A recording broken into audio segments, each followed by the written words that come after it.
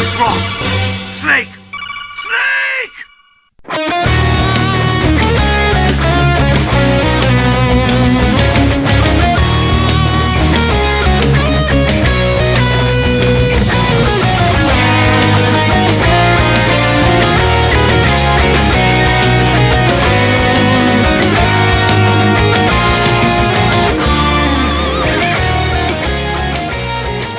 Hello everyone and welcome to episode 18 of the RF Generation PlayCast. I'm GreyGhost81 and these are your selections for September 2015.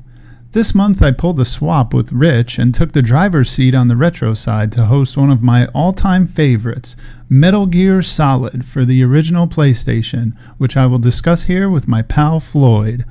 On the modern side, Rich and Steven discuss the Quantic Dream cult classic Indigo Prophecy, also known as Fahrenheit, for the PS2, Xbox, and PC. Is it a game? Is it a movie? Or is it somewhere in between? Find out in the modern segment. As always, all plot and gameplay spoilers are on the table and out in the open. You have been warned. Remember to subscribe to us on YouTube, like us on Facebook, and follow us on Twitter, where our handle is @RFGPlaycast. You can also listen to the show on Podbean and iTunes. Most importantly, don't forget to log on to rfgeneration.com to join our playthroughs and discuss the awesome games we play together. Thank you as always for listening, and now, on with the PlayCast.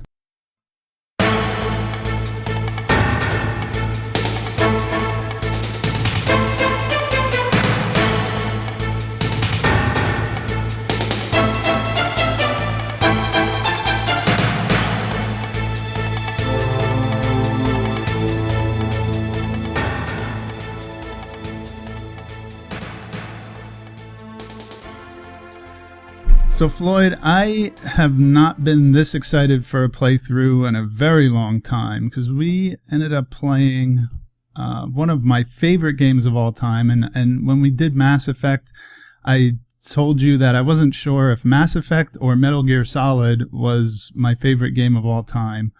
And I think I know what it is now, but let's talk about it, man. We flip-flopped. Actually, I flip-flopped with Rich, so this is technically a retro game for September. So this was our retro playthrough on RF Generation for September. It's Metal Gear Solid for the PlayStation 1. Floyd, this is a game that actually you had talked about hosting, and I'm kind of curious how, like, this game has been in the conversation for a long time, and it kind of just fell on to me. Kind of behind the scenes was like, hey, Sean, you can host Metal Gear Solid. And I was like, of course, yes, I will. I think back a few months ago, it was kind of your idea and you wanted to do it. So please tell me, as like a newcomer, what was attracting you to this game? Well, like you said, we've been discussing that we should play this game for a long time. And Metal Gear Solid is just like a blind spot in my gaming repertoire. Like I know the legacy these games have, and I know they're very special to a number of people. And I mean, I think the timing for this couldn't have been better because Phantom Pain just came out, and now we're playing the series that brought. Or that we're playing the game that brought the series and that brought Hideo Kojima into like super celebrity status. So basically, I chose this game because I really wanted to play it. It's whenever there's this like terrible, shameful hole in my gaming repertoire, I want to go fill it, and I think this was a perfect opportunity to do so. That's one of the great things about the playthroughs and hosting, especially because we're kind of on the hook to do it. But I've talked about it in the past, playing all these Zelda games I never would have played if it weren't for the playthroughs. So I could see where you'd want to tackle that. It is one of the more well-known, revered franchises in video game history. And it is something that, you know, the community had asked for it. It's been mentioned quite a few times in the suggestion thread that we have at RF Generation. And the timing of it was kind of just serendipity. We planned things a lot less than people might think. It just kind of happened that, we should do Metal Gear Solid in September. I don't think any of us was actually thinking like, we should coincide with Metal Gear Solid 5. It just kind of dawned on us. Like, no, that was, that was a good choice. Just a very happy coincidence that everything lined up that way. So it was... I actually thought it was a cool experience for me. To be honest, Floyd, I've played this game so many times that I was thinking about not even playing it, or maybe doing like a YouTube, catch up just to, because I know this game like the back of my hand. Right. But I decided I'm going to play through it. I marathoned it in 2 days. I played I beat it in 8.5 hours. And then I bought Metal Gear Solid 5 and jumped right into that, and I've put almost 120 hours into that game. Wow. So I'm really grateful, and I wrote in the thread to everybody, and we had a bunch of our participants, including myself, either played Metal Gear Solid 1 and Metal Gear Solid 5 either one after the other or concurrently, which was kind of cool because this, again, it's very topical. It's Metal Gear Solid is all that's in the game's media, or at least it was, for the past 2 weeks, like, the beginning of the month when the game came out. So yeah, we had a really good participation for this game. And the playthrough really started off with a bang. I want to acknowledge our participants here. We had myself, we had you, Floyd. We had Schlibby, who signed up, even though he said he had already finished the game, but very recently, and he was able to contribute to the conversation. So I signed him up. That was cool. We had Russ Lyman, Metal Fro, Retro Rage, Unforgiving Pain, Bartman 87, and Oat Bob.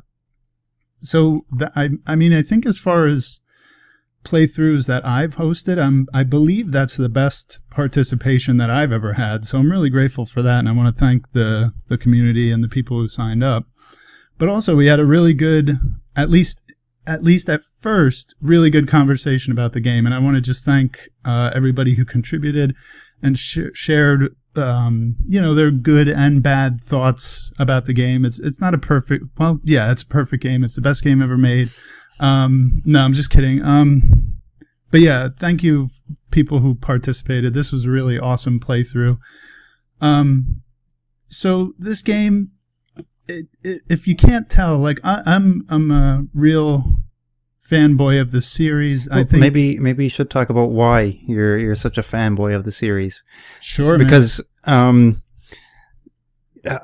think us two are the perfect guys to really talk about this, because you've played the entire MGS series, from what I understand, and I'm a newcomer to this franchise, so it'd be nice to see what both of us can bring to the table here.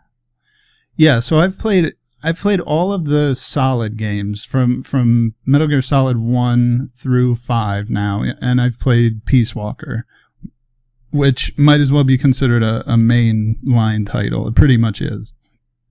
I have not ever played the original Metal Gear games, but I've seen playthroughs of them, and I know what the stories are. So, I'm pretty well versed. I mean, pretty much every Sony console that has come out, I've purchased it so I could play whatever Metal Gear game came out on it. That includes the PlayStation 2, the PlayStation 3, and the PSP. I've bought every Sony system that I have just to play the next Metal Gear Solid game.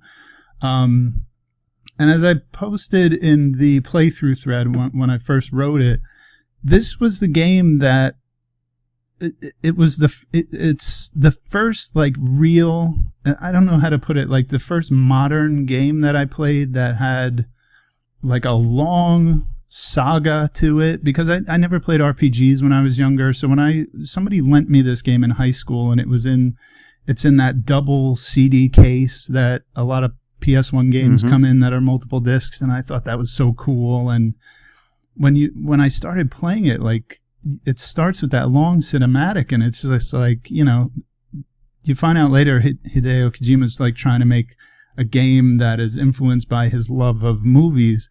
But it's like, wow, this, before you even start playing, you're experiencing something that you've never experienced before. And I wrote that at the time, I thought this was all just new to me, but this was something that most people had not experienced before. This game is so revolutionary at the time and groundbreaking. And I just remember having never played, again, like long RPGs or any kind of games that had like a story or something where you would save it and then come back to it and play it over a long term.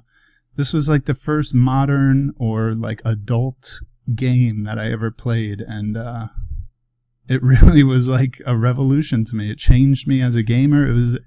It's so cliche to say, but it's just definitely one of those like life-changing experiences. It kicked off the franchise as we know it, and that's, you know, that's kind of my history. And it's just because when I was in high school, somebody like lent it to me. Hey, you would like this game, check it out. And I was blown away. And over the years, I play it like, you know, every year, every other year, I just play through it again. And it's incredible.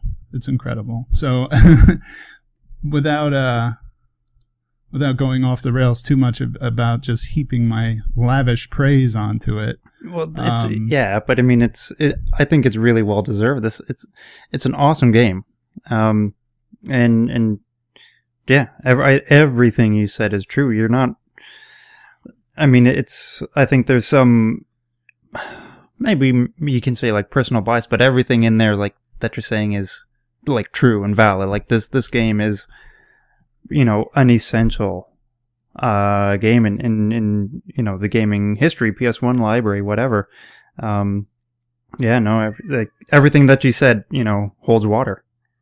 Right, and I will freely admit that I'm biased towards this series. Like, it's one of my favorite. I think I am one of those people who thinks Hideo Kojima is a friggin' genius, and that, you know, as a game designer, a director, he's just in the upper echelon of people who create video games. For sure. He always will be. Now, I mean, with Metal Gear Solid 5 being so popular now, it's actually like there are tons of people coming out of the woodwork with their hate for the guy and for the series, which is very interesting to me. I don't take it personally. Like, I actually like hearing what people don't like about the series, so it kind of makes you step back and look at it a little bit more objectively.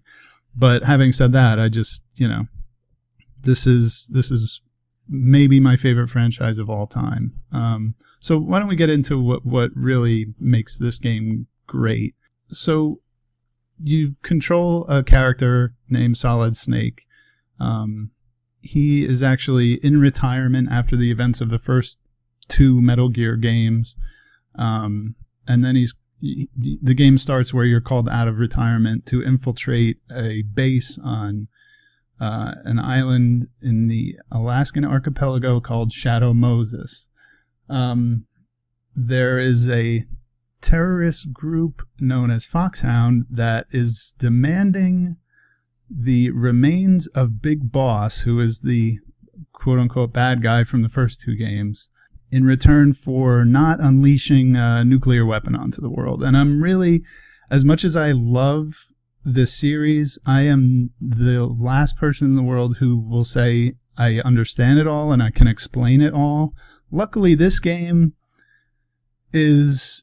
there are some really obtuse elements to it, but the story doesn't really go off the rails in ways that some of the later games do. So I feel like I have a pretty good grip on what's going on in this game, but I'm not exactly an expert. So I might say something that's inaccurate.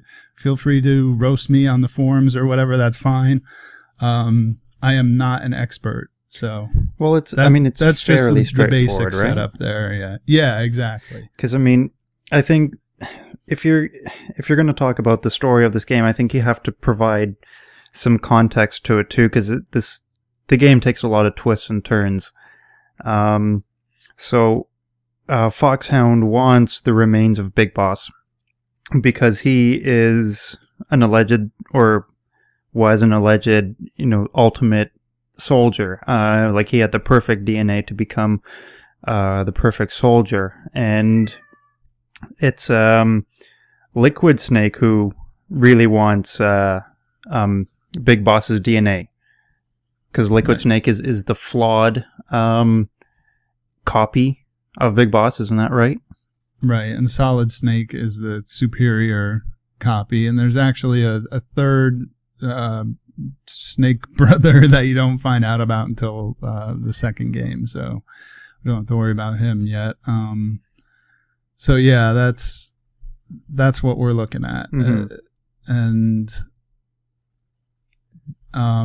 the story again, it's not as dense as you might remember it if you've played the game in the past. There are some long codec conversations, but most of the time it's pretty easy to just kind of have at least a loose grip on what's going on. It's not like when you play Metal Gear Solid 2 eventually, Floyd, you'll see how crazy it is, and a lot of people will acknowledge that one is the craziest of the bunch. But in this game, I feel like it's mostly straightforward. There's some weird stuff, but yeah, there is some weird stuff because really, like, you as a player or like as playing this for the first time, you don't know anybody's history. You don't know the history of the Foxhound organization. Right. So they're referencing all these people, and you don't know about them. And That's true. And then they'll say that this character died in, whatever war, and there's so much of this game that has happened before you sort of come into the picture and you start playing it. So I think that's where people get lost. Right. It throws you into the middle of a story that's already been happening for a long time. Right, and there's actually a lot of stuff in Metal Gear Solid with Frank Yeager, with Gray Fox, who was also the ninja. That is actually part of the game, in this game and in the saga at large, that people kind of acknowledge as being one of the most neglected parts of the story. All the Yeager Gray Fox stuff happens in the first two Metal Gear games, and there's very little of it in the sequels that come after Metal Gear Solid. So it's kind of curious that there's so much with the ninja and Gray Fox in Metal Gear Solid that references the first two games, and then it's really not acknowledged that much later on. So that's kind of a weird kind of eccentricity to the whole thing. But well, I mean, it's sort of like it really is one of those things where, like, if you've been playing this series from the beginning, then you'll have a better grasp of like who these people are and what's going on. So it kind of is just like an in-crowd thing, you know? Definitely. To a certain extent. Now, having said that, like when this game came out, certainly a lot of people played the Metal Gear port on the NES. We all know about that. I Feel Asleep, that game is a famously bad port. And then we got a game called Snake's Revenge, which is actually not a port of Metal Gear 2, which only came out on the MSX computer in Japan. You can play it now. It's on all the re-release packages and everything. Again, I've never played it. I've watched playthroughs of it. I kind of know the story. So to an audience in North America or whatever, when Metal Gear Solid came out, the true story of Metal Gear 1 and 2 were not mainstream knowledge. So we were kind of all in the dark about who. The ninja is Gray Fox. What a revelation. Like, I don't know who the hell that is, so. Yeah, it's sort of you just kind of think, like, why does this guy have 3 names, Right. But it's one of those things that, like, as you play through more of the games, and now having played the entire saga, everything kind of just reverts back on itself, and it's like this, I don't know, I think it's a cool universe, but we're kind of getting off topic here. The story... Well, the story is that you play as Solid Snake, and you have to prevent the launch of this nuclear weapon. Right. Right. That's it. So you arrive in via a submarine kind of into this underground section of the island where you have this intro sequence where you kind of get used to the controls, and then this story kind of kicks off, and your radar system is explained. So let's get into some of the gameplay stuff. One of the things that people will notice, first of all, if you're playing this game for the first time and have never played it before, is maybe that you might find the controls to be a little bit clunky, a little bit hard to get used to. There's a lot of little nuance to the controller, to the controls in this game. Like, you can crouch and then you can go prone by hitting X, and you can walk and you can run and you can crawl and you can knock on the walls, and you can attack enemies in different ways with certain button presses. And the way you move Snake is not quite tank controls, but it's kind of similar to tank controls in that Snake kind of pivots if you just turn him to the left and to the right. And everybody knows you can get kind of stuck if you're in a crouch or a prone crawl and you're getting shot at. It's really frustrating to try and stand up and move again, especially if you're kind of panicking, which is a part of the gameplay. Mm-hmm. If you're discovered and you're getting shot at, you will panic, and it's even harder. The bad controls get compounded upon themselves by you not doing them right. Right. Yeah. So that kind of leads into the fact that, like, this game is designed as a stealth game. When we play games like Splinter Cell and Siphon Filter and SOCOM and Ghost Recon and all these other games that have stealth elements in them, they are largely being taken from Metal Gear Solid, or at least Metal Gear Solid is where a lot of the mechanics that we see in modern stealth games originated. Mm-hmm. And that initially happened because of hardware limitations that Kojima faced when he made the first Metal Gear game. He found that he could only put so many sprites on the screen, so many bullets, so he realized that he couldn't really make a shooter. So he made a game designed around avoiding the enemies, which, it's funny, at the time that was a hardware limitation, but ended up being this, like, sparked in like a whole new genre and, like, style of game. That's cool. Absolutely. So what you have in Metal Gear Solid is a game where you are encouraged to not engage the enemy, to sneak past the enemies, to just be a ghost, basically, and not have anybody see you. And it's not just sight. You make noises, you leave footprints behind in certain areas. You can even get a cold and start sneezing, and the guards will hear you, and you have to get cold medicine. It's really cool that, like, and this is where we get into, like, the minutia that Kojima is famous for, the mechanics that he puts in a game. And I got a side note here. When I say Kojima, I mean Kojima and his team. I know that Hideo Kojima does not make Metal Gear Solid games from the ground up by himself. So at least when I say Kojima, I mean, Kojima et al.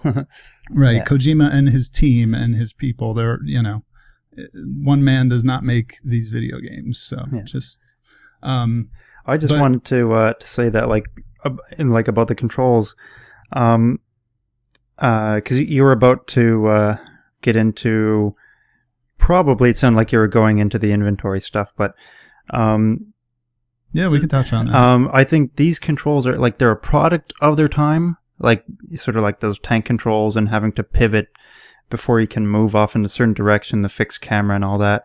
But it's a product of its time, but it's also ahead of its time at this, and it also solidifies that sort of, like, I know cinematic is a word that's thrown around a lot these days, but and like you said, this is kind of an homage to Kojima's favorite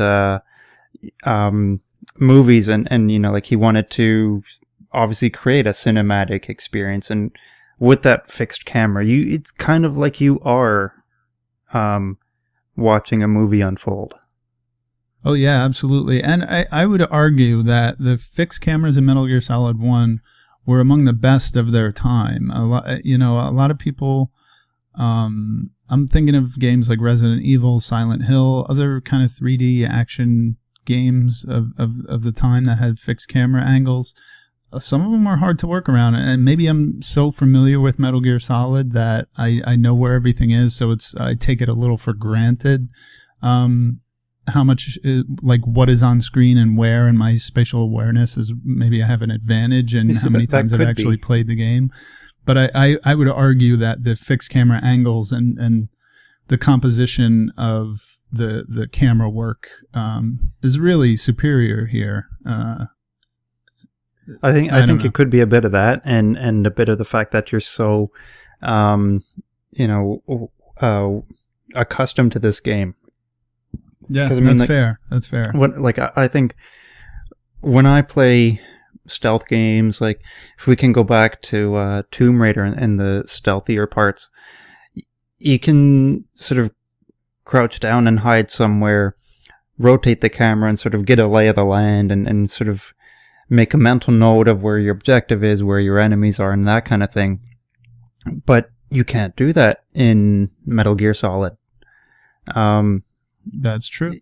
So like that in and of itself, I mean, it's a hardware limitation. It's a product of its time, but that kind of does make it harder than our modern stealth games. Well, we should note there is a first-person mode that you can use, but you cannot move or do anything while you're in first person. That's right. You can only look around. Right. So that will help a little, but it's really hard to use because you have to use it quick or somebody will see you just standing there. Mm-hmm. But that is one way to kind of get around being able to see or not see, depending on the camera angle, what's going on. Because I know usually where a lot of my frustration came from was just being spotted by some guy who just happened to be just off screen. And their cone of vision, like I would end up in their cone of vision and sort of once you're spotted, that's not all the time, but usually it means game over. Cause, there would be a lot of situations where you can't, retaliate if you're caught. You have to go hide somewhere. And, but yeah, no, I think that's where a lot of my difficulties came from. I gotta say, you were talking about the menu system. I love the menu system in this game. I love the way it pauses the game for you, which is kind of a ease of use thing. It's handy, and the way you use the shoulder buttons, and then you can scroll through. You can basically see everything that's in your inventory at one time, and scroll through and look at what you have. And I just love the sound effects. Are really pleasant and they're satisfying when you pick something. It makes like a good clicking noise that like you just geared up, like you just chose something, and it really I like that too. And how you have sort of offensive items on the right trigger and restorative items or stealth items on the left. And it's a super non-invasive menu system. Like, even though you are pausing the game, you're not pulling up another menu. Right. It's more, I think it's more accurate to say the game pauses while you do it, not that you're pausing the game to go into a menu. Yeah, it's sort of the game stops while you're looking through your menu. It's not like you're physically pausing the game, sort of like in an RPG to pull up like an Excel spreadsheet, basically. Right. So the menus and the menus are so good in this game that they're largely unchanged in the second game. In Metal Gear Solid 2, the menus, it's almost exactly the same thing. So he really, and the team that made this game really hit on something good with that menu system. So yeah, you're encouraged to be stealthy, to use your items, to be kind of creative. I don't know if do you have anything else like about the gameplay in general? There's so many things, and I know we're just going to kind of bounce back and forth to it, but just in general, it's a third-person action stealth game with a fixed camera, really good menu system. I guess we should talk about the radar. The Soliton radar is a kind of a monochromatic, like vector graphic looking little square in the upper right corner of the screen, which is really useful because it does show your enemy's cone of vision. And it's hard to explain without seeing it, but it's a lot of people know what it looks like. It's very iconic. You see a little dot with like literally a cone in front of it, and you don't want to walk into that cone. That's where that's the guard's field of vision, or the camera's field of vision. And if you're discovered, you go into alert mode. You hear that famous sound effect, like you'll see an exclamation point above his head, and then you're in alert mode. The Soliton radar jams, and you're likely going to get killed. You might want to run like hell. You might want to fight back. But the whole point of the game is to avoid that and to not be discovered. Because like you said earlier, if you do, you're screwed. Yeah. So that's the radar is the last big like minute-to-minute gameplay element. Yeah, and I think when you're playing, you're probably going to be keeping an eye more so on that radar than like I don't know what to call it, like the actual screen, I guess. Yeah, a lot of times that's true. If most of the times what I would do is just like scope out what can I see on the screen first, then kind of look at the radar and okay, I know there's a camera over there, and now I can see which way it's facing, and it's kind of sweeping back and forth. And the same with the guards. And like you said, it's not perfect. You're going to run into guards from off the screen, kind of not randomly, but you won't see them until it's too late, and then you're stuck. And that's something that a lot of people complain, I guess is the only word I can think about it, is the trial and error kind of gameplay that you have in this, not just this game, but actually the whole series and in stealth games in general. Same thing happens in a Splinter Cell game, especially if you're a perfectionist, and sometimes you got to let go of your perfectionism to get through these games. Yeah. But you'll get discovered by a guy, killed. So next time, okay, that guy's standing over there. I got to be careful when I go in that area. So you get past him, next guy discovers you, and you just rinse and repeat until you get through the whole sequence cleanly, or however you want to do it. No, I think that's the best way to put it, because in a lot of even today's so-called stealth games, if you get caught, you can always just shoot your way out of a problem. Yep. This is, like you said, you really want to avoid getting seen and getting into any sort of combat. You definitely do. And I actually really like I haven't played all the Splinter Cell games, but I really like the newer ones. Splinter Cell Conviction and Splinter Cell Blacklist are two really good games. Blacklist is basically a shooter if you want to play it as a shooter. It's like it can be like a Gears of War shooter. And a lot of people criticize it for that. I thought it was great. You can be stealthy, or you can play it as a shooter. And there's a lot of that to Metal Gear Solid 5 as well. You can go in guns blazing if you want. In Metal Gear Solid 1, you really cannot go in guns blazing, like, ever. That it's not a good way to play the game. Like, now modern games are made to kind of lend themselves to different styles of gameplay. But this original game right here, they wanted you to go for stealth. So, and like we said, it's very unforgiving, and it can lead to some trial and error loops that are not fun. I'll admit, like I've been there. I know the game by heart. I know where all the guards are. I know exactly what routes to take. But I know, like, to someone new to the game, it might be really frustrating. So I can recognize that, but that's part of the challenge of the game. Well, since we were just talking about the emphasis on avoiding combat, this game is really sort of watching how you're playing, and if if you avoid combat, it'll be acknowledged by other characters. If you kill a lot of people, that's acknowledged too. Right. I've actually, I was going to say I've looked into it. I haven't actually looked into it, but I was actually watching a speed run of this game where they hardly killed anybody, and then certain characters still said that they killed a bunch of people. So I know that your playstyle does have an effect on the way some of the bosses and NPCs treat you. But it's funny how it's a little bit inconsistent, but it's true. I know maybe some stuff is scripted, but well, so when you do the Psychomantis boss fight, and we can actually kind of transition into the boss fights here.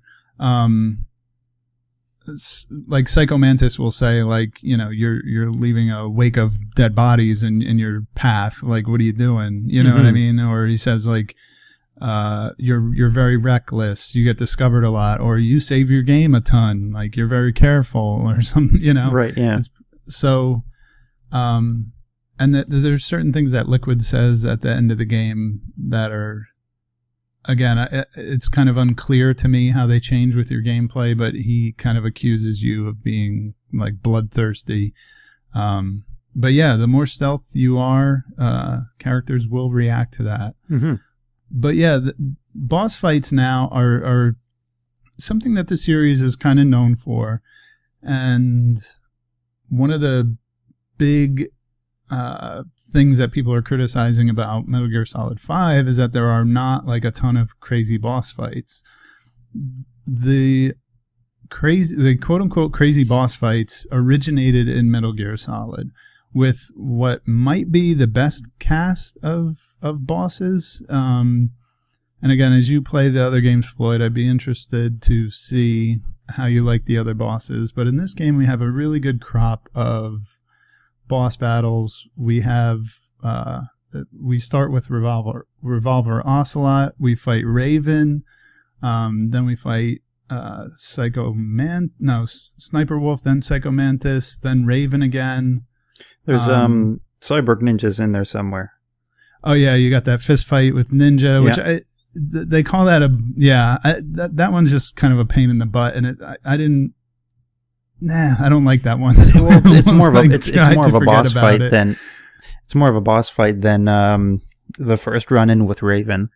Sure, that's fair. That's fair, because now that brings up a good point. I was just going to say there's a trick to beating Raven, but there's a trick to beating all of them. That's the whole cool thing about these boss fights, is that there's almost an immediately apparent way to beat the bosses, and then there's like ways to get around it and ways to be creative and do weird things. And it's not like super fleshed out in the way that later games are, but this is the kind of the basis of creative and, if you want to say, emergent gameplay, to just use a buzzword that's out there.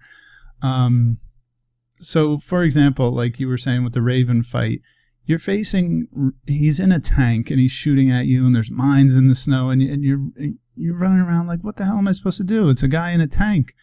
So there's a lot of things you can do. You can throw chaff grenades that kind of disable the tank, but really what you have to do is throw a grenade into the tank and kill the gunner. It doesn't kill Raven. He just kind of says, you're pretty tough and I'll see you later. But to actually have to figure out, like, how am I going to beat this tank? You know what I mean? And to get through that. And that's pretty early in the game. Like, that is really early in the game. I think he's the third, quote, boss fight, right? Right, and that was actually my first checkpoint for the playthrough, because it's only like 2 hours into the game. So by the time you're only a couple hours into the game, you've already had like major cutscenes. You've already fought Revolver Ocelot, which again, that one's not the best boss battle either. I know you had a little bit of trouble with that one. Yeah, I did, and that's only, like, he's not hard. I think it's just you have to do that like run and gun thing. Yeah, I think, and the controls for the run and gun are just absolutely. I was going to say the controls and the camera, two things we have touched upon, kind of they go against each other in that situation. I think the camera for that's not so bad because you're in a fairly square-shaped room. True. And you're just sort of running around that central pillar where some hostage is tied up. Right. But yeah, you kind of have to kind of chase Ocelot around that room and sort of catch him when he's reloading, and then get a shot in. Right. But the controls for the running gun are really, really uncomfortable. I think it's square to pull out your gun, and then you have to hold X so you can move around while your gun is out. Oh, I didn't. Yeah, you're right. I almost never even did that. I would just shoot while I was standing still. So I would literally run and then gun. So I wasn't actually like running and gunning. Oh, that's fair. I mean, look, that works too, right? It's just it's important to note that you're not actually pressing a button to fire. You're more like releasing you're holding the button. Yeah, exactly. You hold the button to aim, and you let go to actually fire the gun. And this is useful when you're doing stealth. If you're in a pickle and you think you're going to have to pick somebody off, but then you change your mind, you can actually just deselect your weapon and you don't have to fire it. Mm-hmm. So I don't know. This is before like third person aiming down the sights with like the left trigger. And again, the left trigger is used for your menu in this game. So it's kind of just a little bit of a ancient gameplay mechanic. Well, yeah, like I said, product of its time, right? Right. So we do the Raven boss fight. Then what did I say? The first Sniper Wolf one is first. No, I believe it's Ocelot, Raven. It's Ocelot first, then Raven, then Cyborg Ninja. Okay, I keep forgetting Cyborg Ninja. Because right. Yeah, that's just like it's just a fist fight, and it's sort of like. And it's a pain. He has a huge health bar, and he will kick and punch you before you can punch him a lot of the time. You really have to get used to his patterns and what you need to do to him. Yeah, he's really purely memorization. And that's the point in the story where you meet Hal Emmerich, also known as Otacon, which is a major player in the series in this game. Especially, he's the one who created Metal Gear. And he has a lot of remorse about what he's done. And when he meets Snake, he's kind of the antithesis of Snake in that he's just the everyman. He's kind of a geeky nerd. He actually, he wets himself in the scene with the Cyborg Ninja. Mm-hmm. I remember he got into science so that he could build robots like in anime. Right. So he's kind of the yin to Snake's yang kind of thing. Like, he's just the normal guy. So he has remorse about, helping Foxhound create Metal Gear or whatever, and he wants to help Snake. So he kind of does, when you meet him in the Cyborg Ninja fight, and he agrees to kind of help you from behind the scenes because he has stealth camouflage. So then what do we do next? We get back together with Meryl and go into the Psycho Mantis fight. And we kind of glossed over Meryl because I was talking about boss fights. But, oh man, okay. Let's keep it together. So we got... hold on. Like, this is Metal Gear we're talking about. We're going to be jumping around. Yeah, no, but I got this. All right. So you first meet Meryl, like kind of in the beginning of the game, because your first objective is to interview the DARPA chief, who you find out is not the DARPA chief. It's actually Decoy Octopus, which is another member of Foxhound, who never gets fleshed out. He just dies right in the beginning of the game.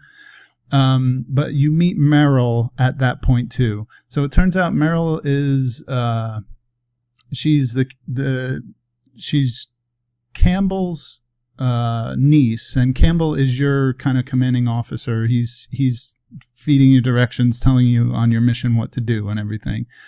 So that's his niece. She's there. I forget, why is she there originally? Like she was captured by Foxhound. I can't remember. I can't either. All I know is like she always says, it's been my life's goal to become a soldier. Yeah, like that's her big thing is, is she just wants to become a soldier, and then she finds out, she's not brave enough or whatever. Right. Okay. So she was a genome soldier, and she actually just refused to join Fox, like to join the uprising. I'm sorry, I'm just kind of glossing over the Wikipedia article in a panic here because I don't know why Meryl is in the damn story. Mm-hmm.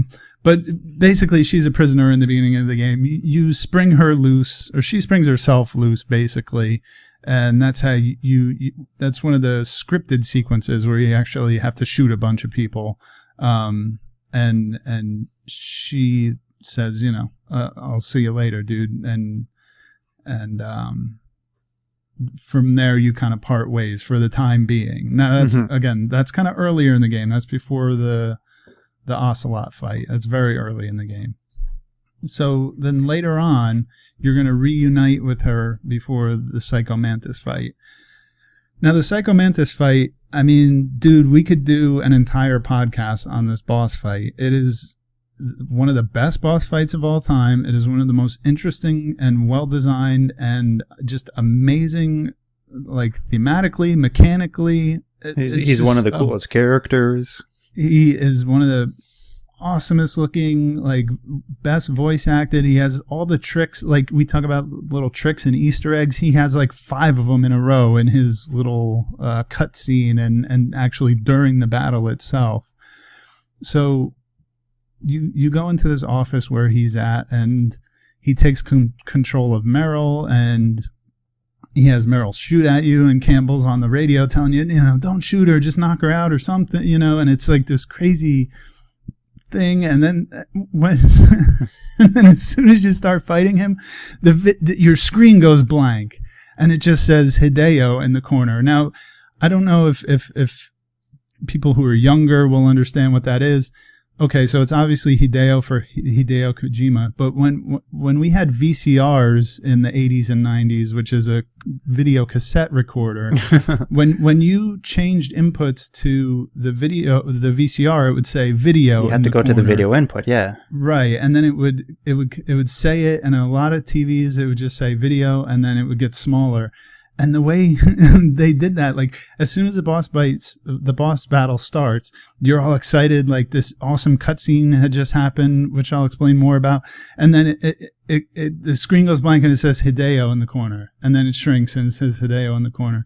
And I actually put an animated GIF of that in the thread because oh man, that is just like a mind-blowing moment. Because for a split second, you're like, oh my God, what happened? Did the cat kick the PlayStation? It froze. Like, oh man, it's such a cool moment. So then it really is. And that's, I think, where they sort of introduce, where they're going to be breaking the fourth wall and stuff. Oh, and speaking of the fourth wall, I mean, the cutscene before the boss battle actually starts is just loaded with cool fourth wall breaks. I mean, Psychomantis as a character, he'll read your memory card if you've played Suikoden or Castlevania Symphony of the Night, which coincidentally are past community playthroughs that we've done. If you have save files for those games on your memory card, he'll say stuff like, oh, I see you like Castlevania. And it's like, holy crap. Like at the time, that was something amazing. Oh my God, how does he know that? Yeah, right. So then...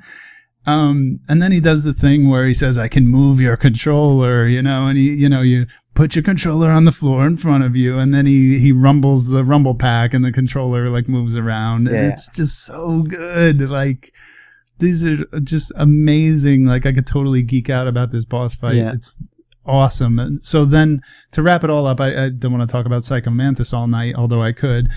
The way you beat Psychomantis is you're shooting at him. You can't see him. He's floating around the room. He's really hard to hit. And finally you realize you have to actually plug the controller into the second port so that he can't read your mind to know where you're going to be shooting. Mm-hmm.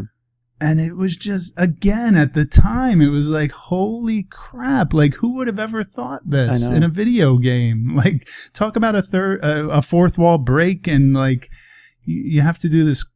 It's just amazing. And again, I'm just geeking out. I'm at a loss for words for how awesome it is. Like, when you found out about this kind of stuff, Floyd, like, what did you think? Like, I know it's a little bit maybe like, I don't know, like nowadays would something like this make as big of an impact? Because I know at the time it was just like, holy crap, you have to put the controller in the other port so he can't read your mind? Like, it's amazing. I think that would, something like that would still be really mind-blowing. I don't know how like a controller port thing would be handled these days with, because it's all wireless now, but it's still a really cool premise that like and it like that fourth wall break makes that boss fight so exciting.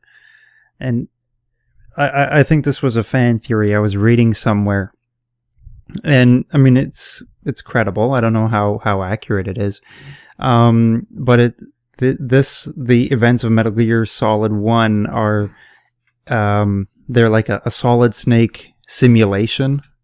And so, like, that's where the Hideo, like, video screen popping up kind of, you can sort of say, it makes sense if you're in a simulation or switching controller ports, right? Right. And I don't want to get too much into spoilers of the other games because, we're only covering the first game, but a lot of that gets fleshed out in the second game. I see. Okay. That like player agency or lack thereof is a major theme of the second game and ties into the first game a lot. So I'm just going to leave it at that. I don't want to spoil anything, but okay. You are onto something. And I would say, as you play the second game and so on, you'll see what's up with that. So I mean, like once again, as somebody who's new to the series, it sounds like Kojima had a pretty good idea of where he wanted to take these games well before they were all made. A lot of that now, like looking back on the whole series, there's a lot of jokes made about like, oh, Kojima, he knew where he was going the whole time. He's not just pulling this out of his rear end. You know what I mean? Like, so it's kind of a joke. Like, yeah, there's no way he had this entire saga in his head, when he made the first game, but he has, in my estimation, done a really good job tying everything together. And the whole saga, to me at least, is a lot more cohesive now that all the games are out and everything's out than it ever was. You know what I mean? And in my opinion, he tied everything together pretty well. But let's get back to the rest of the boss fight. So you do the Psycho Mantis, and I guess we could just go through the game in general. And you go with Meryl through the Sniper Wolf battle, which you're basically trying to get to the control tower to do what? I don't remember. Call, I know Metal Gear was stored in like the northern building, right? And the game starts off in the southern building. So as you're about to get into the control tower, Sniper Wolf picks off Meryl with a sniper shot, obviously. So this is actually the first time you have to backtrack in the game. And I noted in our notes, Floyd, that there are two major backtracking sequences in the game. And this is the first one where you have to go back to the first building and find the PSG-1, which is the sniper rifle in the game. This backtracking sequence is not too bad. You only have to go back like 2 buildings. Yeah, it's not too, you're not going back too far. Right. But it's really weird because I mean, Meryl, who you've grown so attached to, is like mortally wounded. Right. And it's just you like have to leave her. You have to leave her. Like, hold on, let me go get a weapon and just hang tight. Right. And it's a really good dramatic moment because Campbell's on the radio again with you, like saying, Snake, you got to help her. Go get that rifle. Hurry up. You know what I mean? So it was really cool. And there's a real sense of urgency to it, even though it's not literally there's no time limit or anything. Right. But you feel do whatever like you want. You feel like you're under pressure. Absolutely. It's implied that you better go get this gun and take care of the situation. So you go get the gun, you come back, and Meryl's not there, which is like, oh, crap, what happened? So then you have to fight Sniper Wolf. And there's a lot of... This boss battle, again, not one of my favorites. I actually like the second Sniper Wolf battle better, but we'll get to that. So you're fighting... You're sniping down this long corridor. There's no cover except for off to the sides. If you're off to the sides, you can't it's really hard to take your own shot. So you have to kind of crouch, aim. If you have diazepam, you take it because that steadies your aim. Otherwise, the camera's just shaking all over the place down the sight, which is that's kind of inconsistent because, I mean, you're supposed to be this like super soldier and you can't aim the gun straight to shoot. You know what I mean? Like, I'll let that one slide. Yeah. So, and it gives you just another mechanic, which is you have to have this diazepam, which calms you down and you can aim straight. So you have to sniper wolf, and this is the first sniper boss battle, which is a recurring thing throughout the Metal Gear series. There's really great sniper battles throughout the whole saga of the franchise. But this is the first one, and it's pretty rough. It's, again, you're aiming down a straight corridor with no cover. She's in an area where there's 3 floors, and she can go up and down between them and side to side. And I gotta admit, I really cheesed this one because I was using the infinite ammo bandana. But you actually, if you have enough ammo, you can kind of cheese it. And that is that the PSG-1 kind of fires very rapidly if you just kind of wail on the fire button. And you can almost like machine gun it and just like kind of mow her down, and you can get like more than one hit at once on her. So you can take it very patiently and kind of pick your shots and try and shoot her and try and get a headshot or whatever. But really, I just cheesed it and just kind of went rapid fire stupid on her. But that's that boss battle. and once again, it's not much of a boss battle. It's just you kind of have to hope you don't get hit enough times that you actually die. Right. So then you take her down and you go to collect her body, and you can just get ambushed and captured. And that leads us to the famous torture sequence, which actually sets up the end of the game. Now, what you do here dictates which ending you'll get. This game has 2 endings. One ending is you escape the base with Otacon. The other one is you escape with Meryl. So in the torture sequence, you have to do a rapid button. My checkpoint was tap the circle button repeatedly to regain your strength. Perfect name for that. Right. Perfect so you're name in for the this checkpoint. You're in this like electrocution chamber thingy, and Revolver Ocelot is electrocuting you, and you have to hit the circle button incredibly fast to withstand the torture, or you can just give up. And if you give up, that will kill Meryl. If you withstand the torture, Meryl will survive, and you'll escape with her at the end of the game. And it's funny because I was playing this game with the cheats on again. I used the infinite ammo and the camouflage, but I was playing on normal difficulty, which actually adds like 2 rounds of torture. I didn't know that. Yeah, because I'm so used to playing it on easy or even very easy, so I could just kind of breeze through it, that the torture scenes are actually much easier, believe it or not. So I actually had to succumb to the torture, which I don't think I've ever done. Like I know that I've seen the Otacon ending or gotten it somehow, but I never had to like do it because I had to, you know what I mean? Because I didn't want to die and have to go back to my last save, because the whole thing is there are no continues here, but really you would just have to go back to your last save, which would be probably before the Sniper Wolf boss fight. Right. So having said what I said about that boss fight, you don't want to have to do that again. Exactly. But I mean, like there's another 4th wall break there. Yeah, exactly. So for this particular playthrough, I actually just succumbed to the torture. I said I can't wail on this circle button fast enough to you've save played it Meryl. enough times that, like, you know, can't hold it against you for not wanting to play that part. Right, exactly.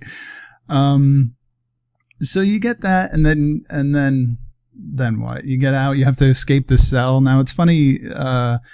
Metal Fro, one of our users, had trouble getting out of the cell, and this is a really cool sequence, and I was really happy that this is the one time in the playthrough that I said, "Oh, ask me for help. I'll help you with that." Again, I wouldn't have thought of this. Like if I was if I had no access to a guide or anything, I would never have thought of how you're supposed to get out of the cell. Well, this is kind of one of those things. It's almost like an adventure game at this point. It's like, what am I supposed to do? Like, and I forgot, because I know how to get out of the cell. I always get right out of it. That if you don't figure it out, they'll just pull you back in for more torture. And they'll just keep doing it over and over again. Yeah. So you can be in the cell for a while, and then you'll get tortured more, and then you're back in the cell and you'll get tortured. So it's like, yeah, you got to get out of there. So the way you get out of the cell is there's two ways that I know of that you can do it. There's probably more, but Otacon comes and visits you while you're in the cell, and he gives you ketchup, and you say, what the hell am I supposed to do with this? But the guard who's guarding you has some stomach issues, and there's certain points where he has to take a bathroom break. So you can either hide under the bed until he comes back, which is kind of simple, and he oh, where'd he go? And he comes in the door.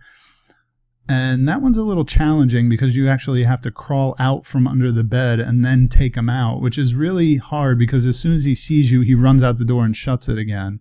And you crawl pretty slowly too, so. Yes. A better way to do it, and the more fun way, is to lay still and use the ketchup, and it creates this like red pool of ketchup, which looks like blood. And then when he comes back from his stomach issues, he says, what the hell? And he comes in the door, and you can just stand up and knock him out. So that's how you get out of the cell. And then you get all your gear back, and this is the point where you climb the tower, I believe. Yeah. The endless tower. And this very long staircase. Right, part. Right.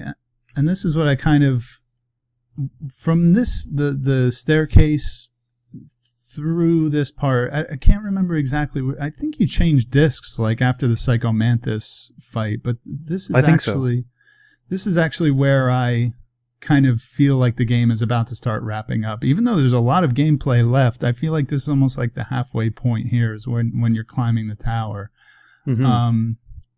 So you climb this infinitely kind of infamous staircase, corridor thingy tower. You're just going up this endless amount of stairs, and guys are chasing you. Guys are coming down the stairs, up the stairs. There's a lot of ways you can tackle this. You can run like hell, but that doesn't always work. You can stop and shoot every guy, and that's very tedious.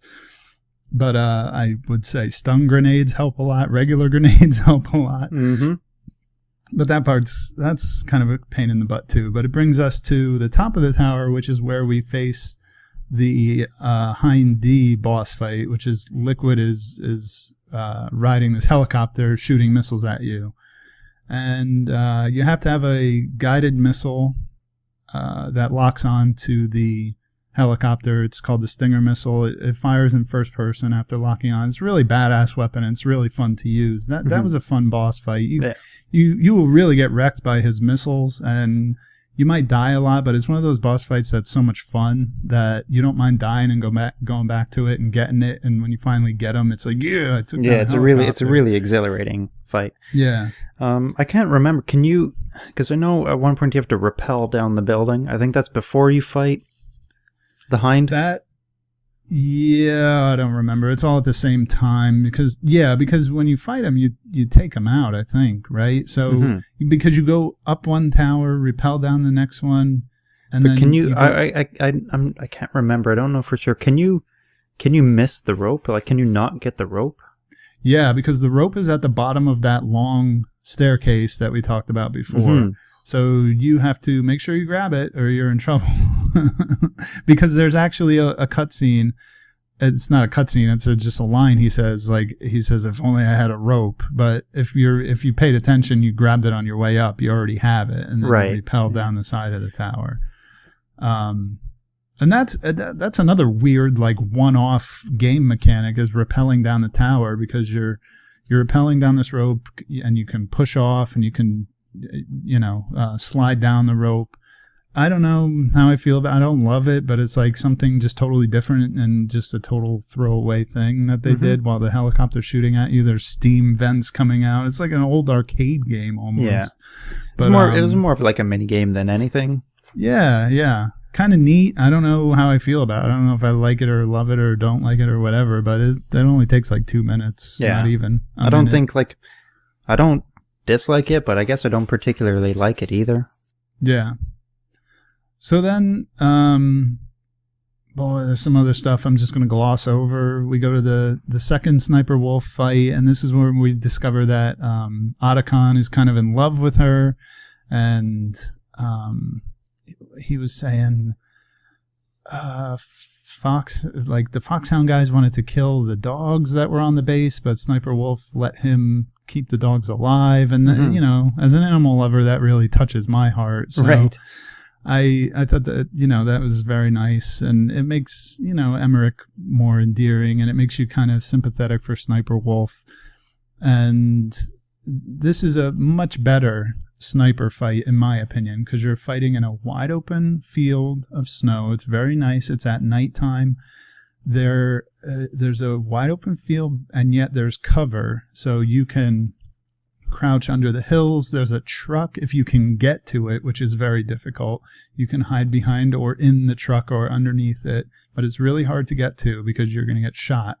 So again, there's a very creative way to cheese the Sniper Wolf fight, which is to use the Nikita missile, which is a guided missile that you shoot. You shoot from third person, and then the camera actually follows the missile from the overhead You can sort of view. you can steer the missile around. Right. So basically, she will see it and shoot it occasionally, but she's mostly just oblivious to it, especially if you hit her from the side or from behind. So if you hit her, I think it's like 5 or 6 of those, boss fight over. It ends up being pretty easy. You can call it cheesing it. I love doing it that way. That's the way I almost always do it. Because again, the sniper rifle mechanics in this game aren't the best. The whole diazepam thing is a little weird, and sometimes you don't have it. You know what I mean? So I like doing the Nikita thing. I think it's funny. Yeah. But then you have one of the most touching cutscenes in the game. I was about to say it's one of my favorites too. Yeah, and you know what? I actually watched an old YouTube video from IGN of interview with David Hayter, the voice actor who plays Solid Snake, and his favorite moments of the franchise. And this was the first thing he talked about was Sniper Wolf's death scene, because Otacon's there and he's very upset about the situation, and it's just a really good scene. She again just. Everything is so just like respectful, and it's something you don't see in games a lot. And I'm trying to think of an example. Like, I just played a game called No More Heroes, and it was just a bloodbath of like craziness. If anybody's played it, like, it's just like stupidity, and it gives no like respect to the violence or death or whatever. And that's part of the joke of the game. That's what it's supposed to be. But like, there's a tone to Sniper Wolf's death that is so like respectful, and it's just odd that it's in this video game. Like, this isn't that's like her moment fight. That's her moment of redemption. Right. And there's like a humanity to it. And the same thing happened with Psycho Mantis, but with the Sniper Wolf fight, you have the Otacon relationship tied into the whole thing. Right, yeah. So it just adds that much more weight to it. So that was a really good scene. So then, okay, we're getting there. I'm just going to kind of fast forward to what you have to do at the end of the game, which is I guess there's the second backtracking. First thing I want to bring up is well, let's do the backtracking thing first, because that comes first. You have this PAL key that you are told from the beginning of the game, this is how you disarm Metal Gear, with this key. And they keep saying there's 3 keys. You need only to have collect 1. 2 more, yeah. Right. So when am I going to get these other 2 keys? And you get to where Metal Gear is. You're at like the end of the game, and here I am. This is it. What am I supposed to do? I only have 1 key. You mean I got to find 2 more? So you see a cutscene, and then it's explained to you through a long convoluted codec conversation and everything else that the PAL key that you have is a shape-shifting alloy or whatever that changes with temperature changes. So kind of wacky, but whatever. Right. So it's 1 key. You have to use it room temperature. Then you have to use it cold and then hot. Yeah. Okay. So you're there, you put it in, first one's done. Then you have to make it cold. So you go back to the ice box where you fought Raven for the second time, which we skipped too. That boss battle is another one where you're just real quick describe it. You're in like almost like a Pac-Man grid with the guy, and there's a lot of like corners, and the lines of sight are very segmented because of these like boxes that you have to run through. And there's a lot of ways you could do it. Again, you can use the Nikita, but it's very challenging to guide the missile between those boxes. What I did, I actually used the landmines and kind of lure him towards me. Oh, so I never thought of that. That's a good method.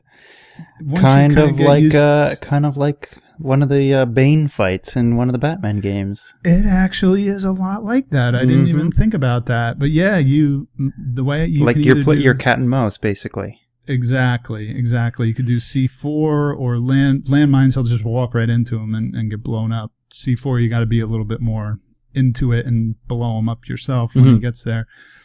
So that was the second Raven boss battle I kind of forgot about. But anyway, you take your PAL key there to make it cold. It turns blue. And then you got to get your butt back to the command center and get it in there. Now, you're going through that furnace thing again, which if you aren't careful, you can actually turn... No, I'm saying it backwards. So you take the cold key back, and then you have it in the computer. Right. So then you have to turn it hot. So you have to go all the way back. And the key will only change if you have it equipped, right? No, it'll change. It'll change. I thought you had to equip it. No. Just so long as you're in the area.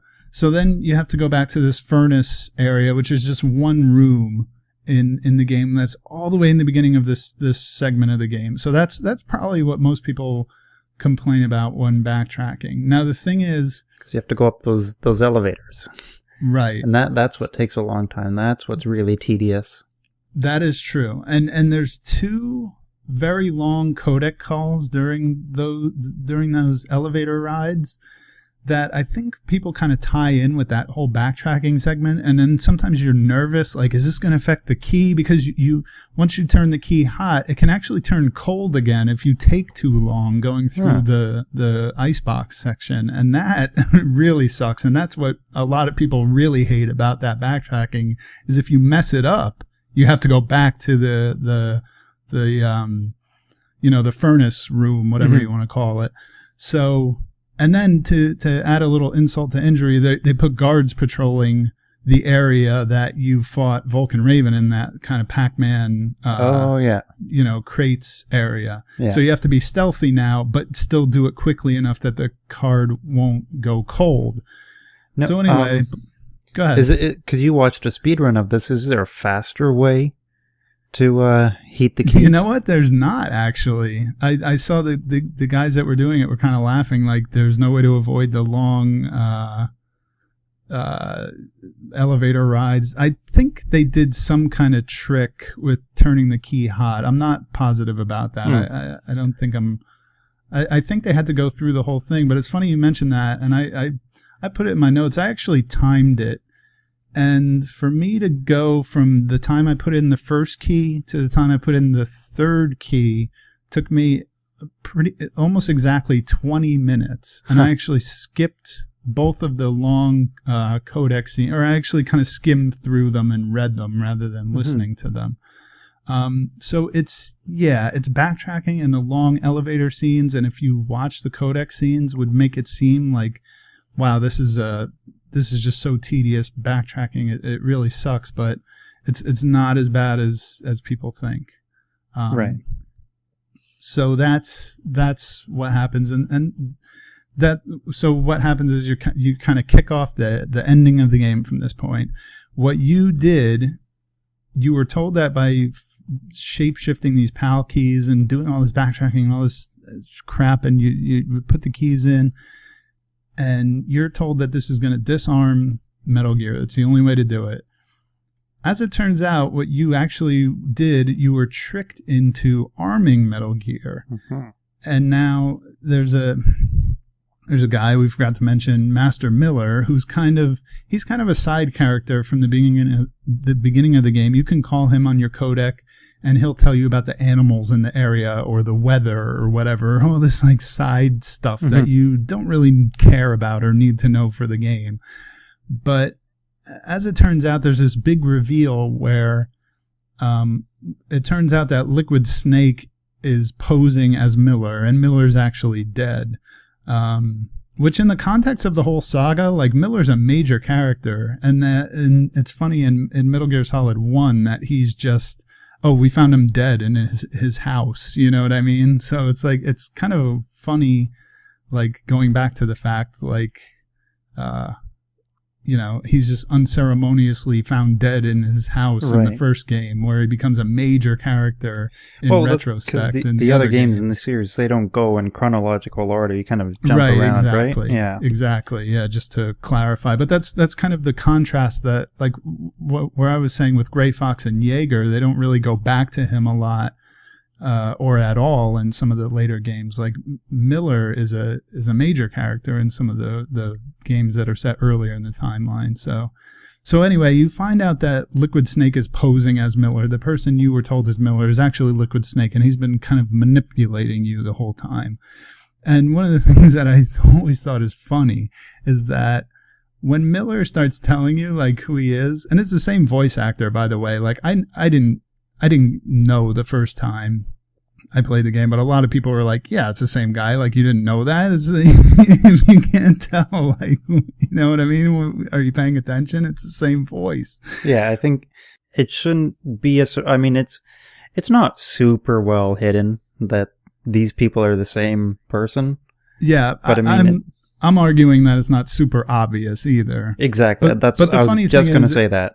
Like Snake is like, what are you telling me? Like, like I'm telling you, I'm your brother. And he's like, it takes him a while. It's like, dude, get it through your head, Snake. The guy took off his glasses. Yeah. It's freaking Liquid Snake the whole time. But it's just funny how, like, it's just one of those like unintentionally funny moments in the game. He just doesn't get it.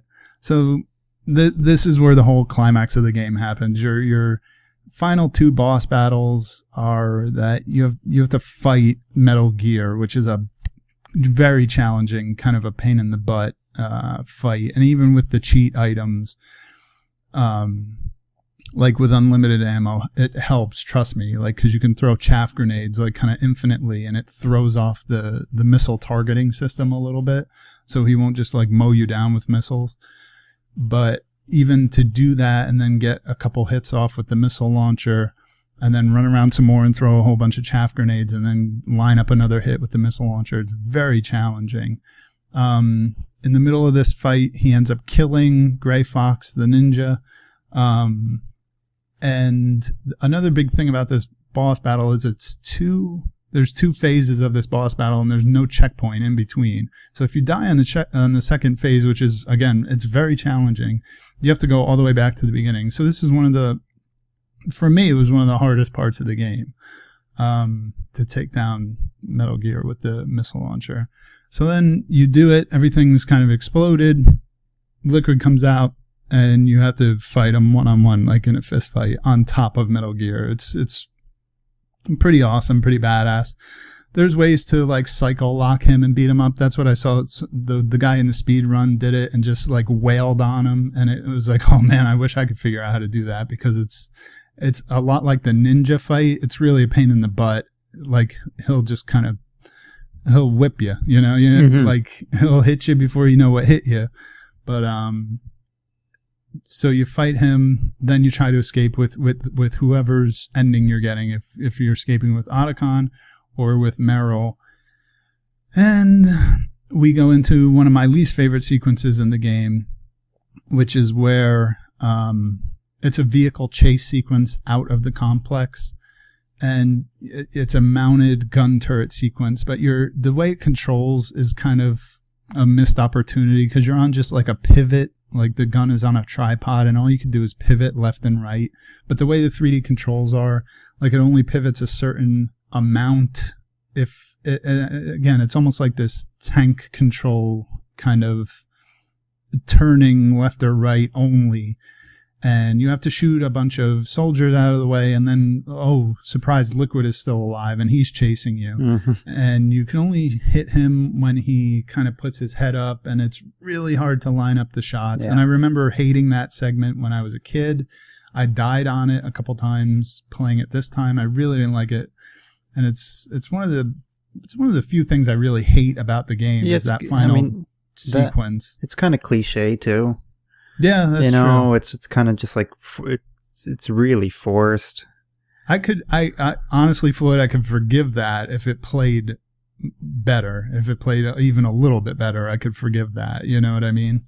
But you're right. The fact that it's like this forced, like driving, escaping, being chased kind of thing. But again, that's an action movie trope that Kojima wanted to put in his game because he wanted it to be like an action movie. Yeah. I just think that, coming out of the battle with Metal Gear and then the fight on top of Metal Gear, like, that's really good. There's a lot of, tension and excitement there. I don't think you really needed that last car chase. Yeah, and that's fair. And again, dying during it is it's one of those immersion breaking things that we've talked about a lot on this podcast. Like when you're in the middle of a really intense, like dramatic moment and you die and have to restart it. And it's like, damn, like, yeah, it's like you lose all that momentum. Right. So, but then, I mean, that's it. Once you get through that, that's the end of the game. Mm-hmm. Fairly long cutscene and end of the game.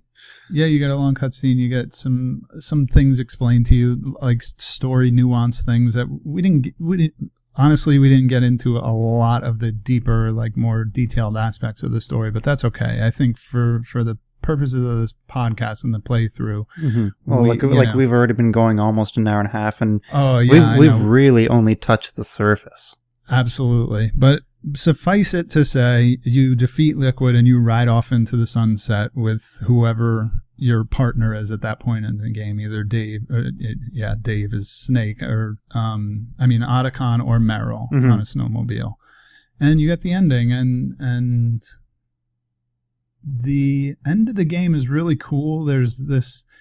I forgot to mention, one of the things I love about this game is all the full motion video that they use in the cutscenes, because this was at a time, like, I wasn't a big PC gamer when I was younger, so like FMV was kind of very impressive to me on a console game. CD-based games were kind of new at the time, and there's a lot of FMV in this game.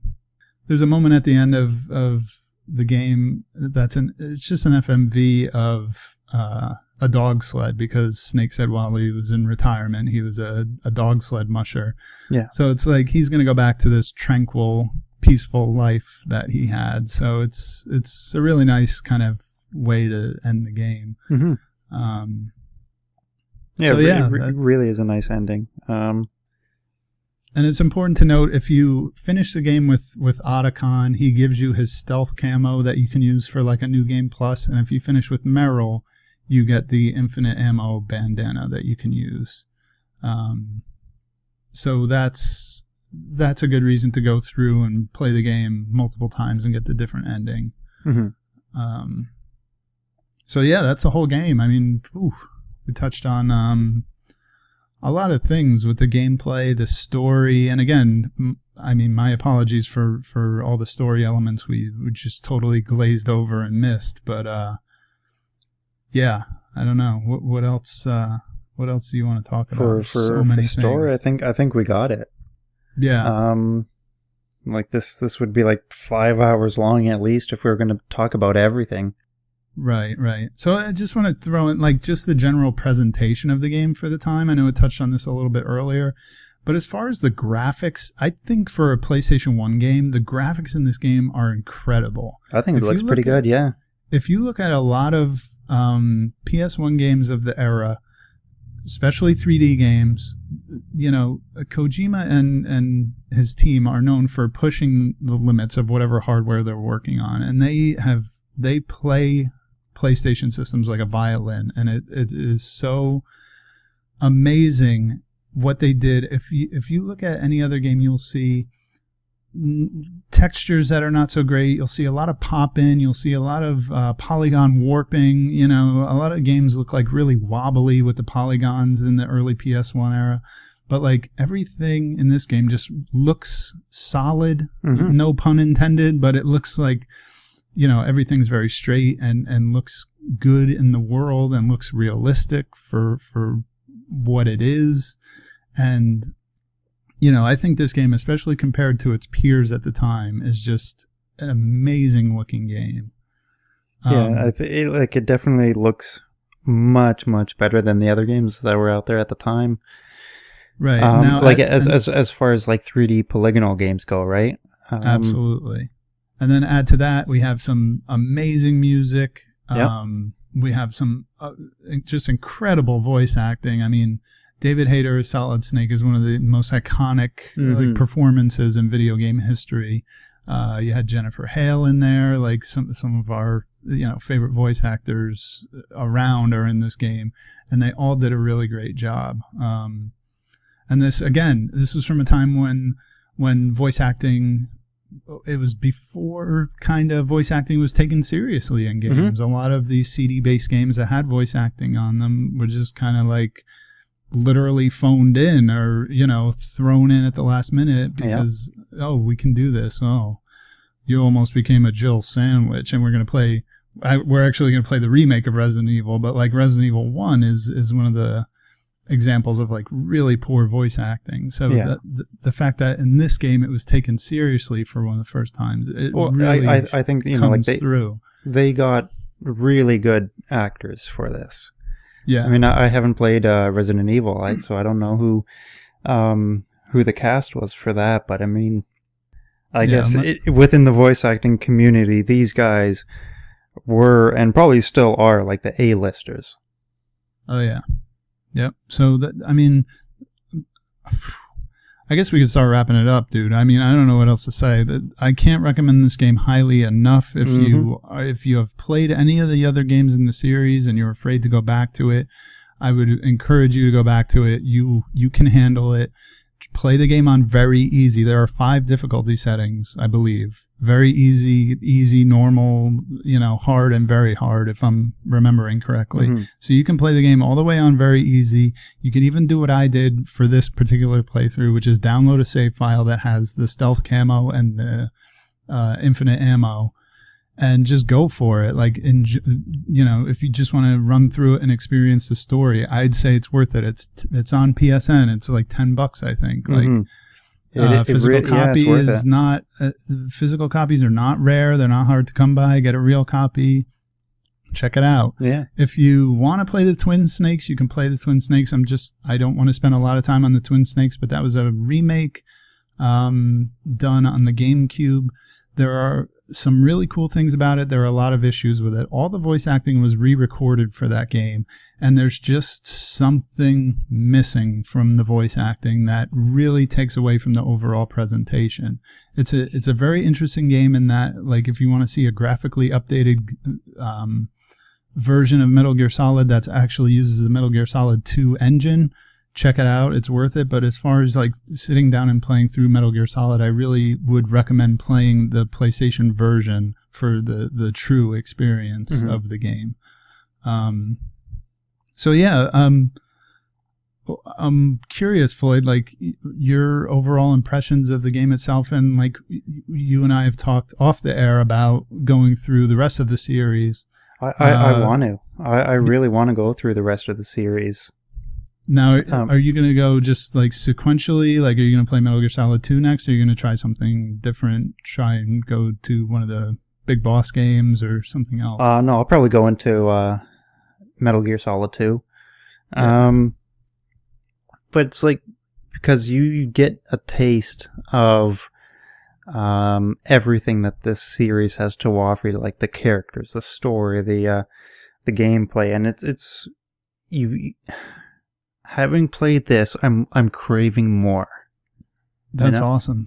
It's sort of like this isn't enough, and like I need to see how everything is going to progress and evolve, and I want to see how these characters intertwine with each other, and you know, also because it's been in the news and everything like that. That's sort of contributed to why I want to play the rest of the series. But I think when you play this game and this, it gets the ball rolling for the whole overarching Metal Gear story. And, you know, it just isn't enough. This, having only played one game, the story doesn't feel complete. Absolutely. I would caution you, and I don't want to comment too much on Metal Gear Solid 5, but you might still feel that way, even after you play all of them. But like I said earlier, I read some reviews on that one too, and it sounds like they're saying like it feels like it's being wrapped up too soon. Well, again, like where Metal Gear Solid 5 falls is kind of in the middle of the storyline. So, like, I think I told you off the air, like, if you play 2, 3, and 4, you'll understand the whole saga. And games like Peace Walker, Portable Ops, Metal Gear Solid 5, they kind of fill in the middle of the story. So, again, having played them all and just being able to kind of take a step back and look at them, and it, again, in the context of playing Metal Gear Solid 1 just a few weeks ago, which was so awesome with you guys. And again, I just want to thank the community and you, Floyd, and for putting me in the driver's seat on this one. This really is such a special and important game in my life. It was really awesome to like be able to share it with everybody. And but yeah, I could just put my arms around the entire franchise. I recommend every single game wholeheartedly. Some are better than others, some have their strengths and weaknesses, and there are people who are in camps that are like, you know, 1 and 3 are awesome, 2 and 4 suck, or the other way around. And it's like, no, like for me, I love them all. I think they all have their strengths and weaknesses. They're really good. I can recommend the entire franchise.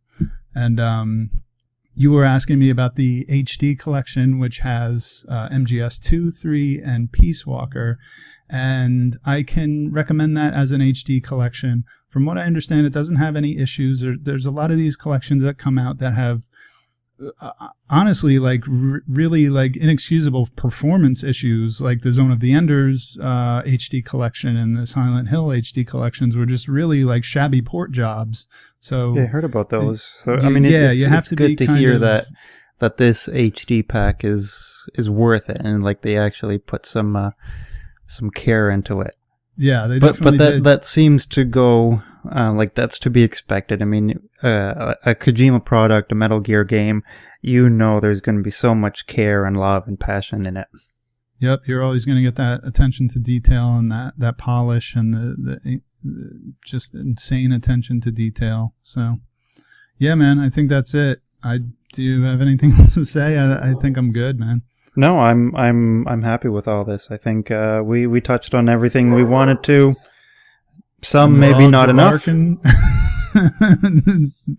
that? So, I said the dogs are barking. The dogs are barking. They're happy. All right. So, since we're in the retro seat this month, let's talk about the retro game for October. We are following the tradition of playing a Castlevania game in October. And we're going to actually hit Castlevania Bloodlines for the Sega Genesis. So, yeah, the only Sega Genesis Castlevania game. Yes, sir. So, you know, as usual, please come to rfgeneration.com, come to the community playthrough subforum, join us, come play the game with us, play, you know, the modern game with us, which is actually going to be the Resident Evil remake. So those are our games. We usually now, can people play the original release too, or... Yes. Now, Steven is hosting the Resident Evil thing, and, you know, we want people to play the games. We're not going to exclude anybody who wants to play the PlayStation 1 version of Resident Evil, but the playthrough itself is going to be designed around the remake and the HD remake of Resident Evil, just so you know. And there are some content differences, but we can go into that in the forum. So please, if you want to play the PlayStation version, if that's the version you have, that's the version you want to play, you're welcome to come aboard and join us. So that's what we're doing in October. We usually do spooky games. We like to have horror themed games. So we got Castlevania Bloodlines on the retro side. We got Resident Evil remake, preferably, or the original version on the modern side.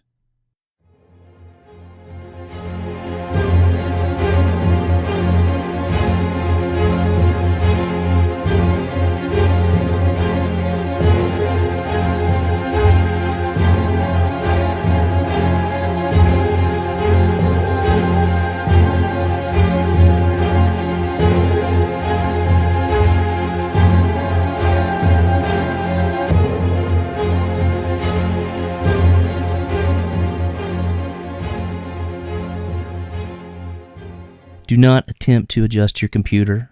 This is the September Modern 2015 segment of the RF Generation Playcast.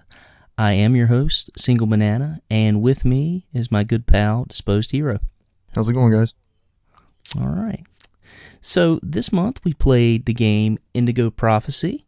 As some of you may know, Sean and I switched sides. We flip-flopped.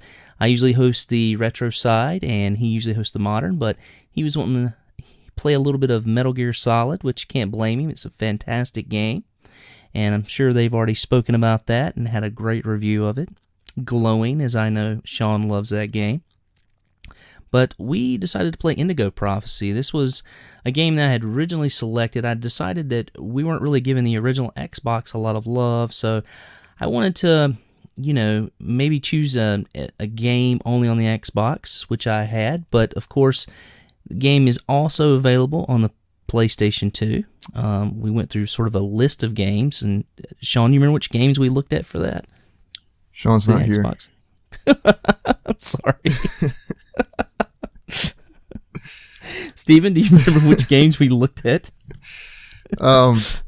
I think there was Phantom Dust and Gun Valkyrie. I think I pretty much just looked at a list of Xbox exclusives and sent them to you, but yeah, I don't really remember. That was a while back.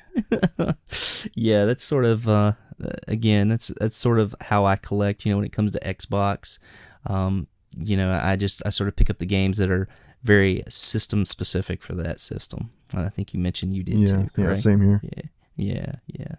So just to get into it, Indigo Prophecy was originally titled Fahrenheit. The change was made to avoid confusion with the Michael Moore film that came out during the same month, February of 2005. The Michael Moore film was Fahrenheit 9/11, and again released around the same time. And if you follow us on the forums, I had mentioned that something really odd happened to me during this playthrough. I woke up, I beat the game on September 15th, and woke up the next morning unknowingly finding out that the anniversary of Indigo Prophecy, when it was released, was actually on the day I beat it. So that was really cool and a pretty awesome thing to find out after you beat the game, that you beat it on the exact day of its 10-year anniversary. That definitely wasn't on purpose, and even when I picked this game, had no idea that this was going to be even the month it was released 10 years ago. So it's odd how things sort of work out that way. Just a great stroke of luck. I wondered if when you... while I was playing the game, I did a little research myself. I think I saw on the game's Wikipedia page that it came out in September 2005, and I was kind of wondering if... I didn't think you knew, but I was wondering if you had planned that intentionally to play this game on its 10-year anniversary, but... Absolutely not. I could never plan anything that cool. It's cool that it worked out that way. It's like, it's like, what are the odds? I know, right? And on the same exact day. Yeah, that's like 1 in a million. Yeah, it's really cool. I was really pumped about that. Indigo Prophecy was developed by Quantic Dream, who also developed such hits as Heavy Rain and Beyond Two Souls for the PlayStation 3, and I think I actually own both of those titles. Haven't played either of them. Steven, I know you own both as well, and you've mentioned you've played Heavy Rain, right? Yeah, that's right. It's we'll probably talk about it a little bit, but it's also a really, really cool game. Mm-hmm. Yeah. I've heard nothing but glowing things about both of those games, so I'm eager to check those out down the road, and hopefully, maybe we can talk some people into doing a playthrough, depending on the length. I'm not sure about the length of the game, so.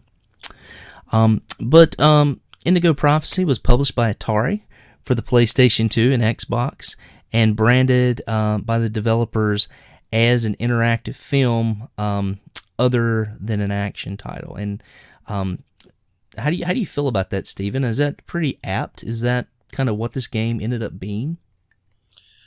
More or less. I mean, it's.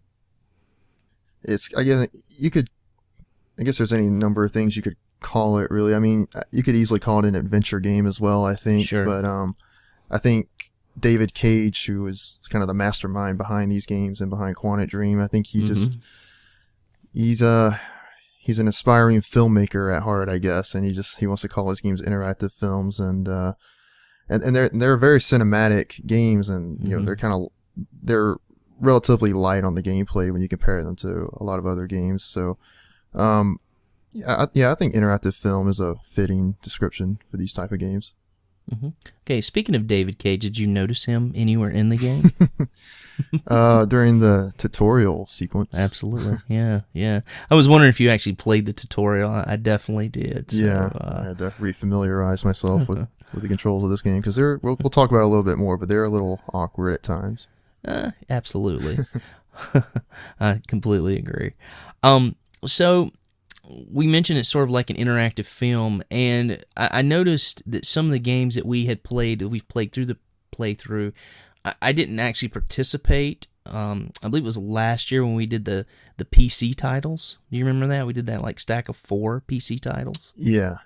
Okay, and you hadn't joined us yet, but right. Did you play any of those? Was it? I want to say it was like Gone Home. Yeah, I played all of those except Minecraft. So I played probably whichever one you're gonna bring up here. Yeah, Dear Esther was the other that was sort of familiar.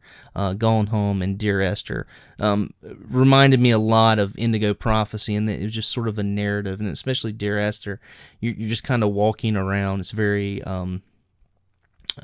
how do I want to say it? It's very linear, and you just kind of hit the right areas, and it becomes this more of like an interactive film as opposed to a game. Now, I think Indigo Prophecy definitely has more interactivity than, say, like Dear Esther, for sure. I mean, beyond that, you have to do certain things, and, if you don't do things right, then you fail. So, which, we'll get into. But before we go too far, let me just kind of give a brief story overview for those who maybe haven't played the game. You basically, the game starts out in a bathroom in New York City. It's the middle of winter. It's snowing really hard. There's a kind of thin, business-looking guy with glasses staring into a mirror, checking himself after he used the restroom. And the camera pans back into a man sitting in a bathroom stall, shaking all over, and you notice he has blood all over his wrists and a knife in his hand, and suddenly he pops out of the bathroom, sneaks up on the guy, murders him in cold blood, and then wakes up from this sort of trance, not knowing what he's done. And this is who you play. You are this character, a man by the name of Lucas Kane. Basically, you spend the rest of the story trying to figure out what's happened to you, why you've committed this act. And you also, in the second hand, you kind of play as the detectives who are actually looking for Lucas. There are 2 detectives, a lady named Carla Valente and a guy named Tyler Miles, who are actually looking for the killer, which they don't know is Lucas in the beginning.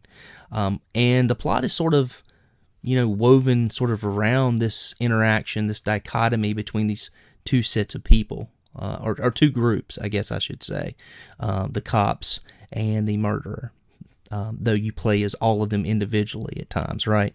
Yeah, and it's kind of bizarre that you're controlling Lucas, who is the main character of the game, like the main character, and you're trying to escape from the cops and you're trying to figure out what happened, and because you're not really directly responsible for this murder, you were being controlled by somebody else. Sure. And then you play the cops and you're trying to catch him and trying to catch yourself. Yeah, exactly. And it's it's like certain things you do with one, say like with the detectives, you can discover certain clues and evidence against Lucas, and that can have like repercussions against him later. Sure. And it's kind of a conflicting dynamic they made with this game. Right. So the game sort of plays out. It's a third-person perspective. You're controlling all of your characters, and it sort of has these controls, which are probably best described as tank controls. Can you sort of describe like what sort of meant by that definition of tank controls for those unfamiliar? I think I sent a message to you sometime about talking about tank controls in this when we talk about this game. This game actually does not have tank controls. Okay. What tank controls are, I'm going to try to explain this as best I can, but with Indigo Prophecy, when you control your character, you are moving.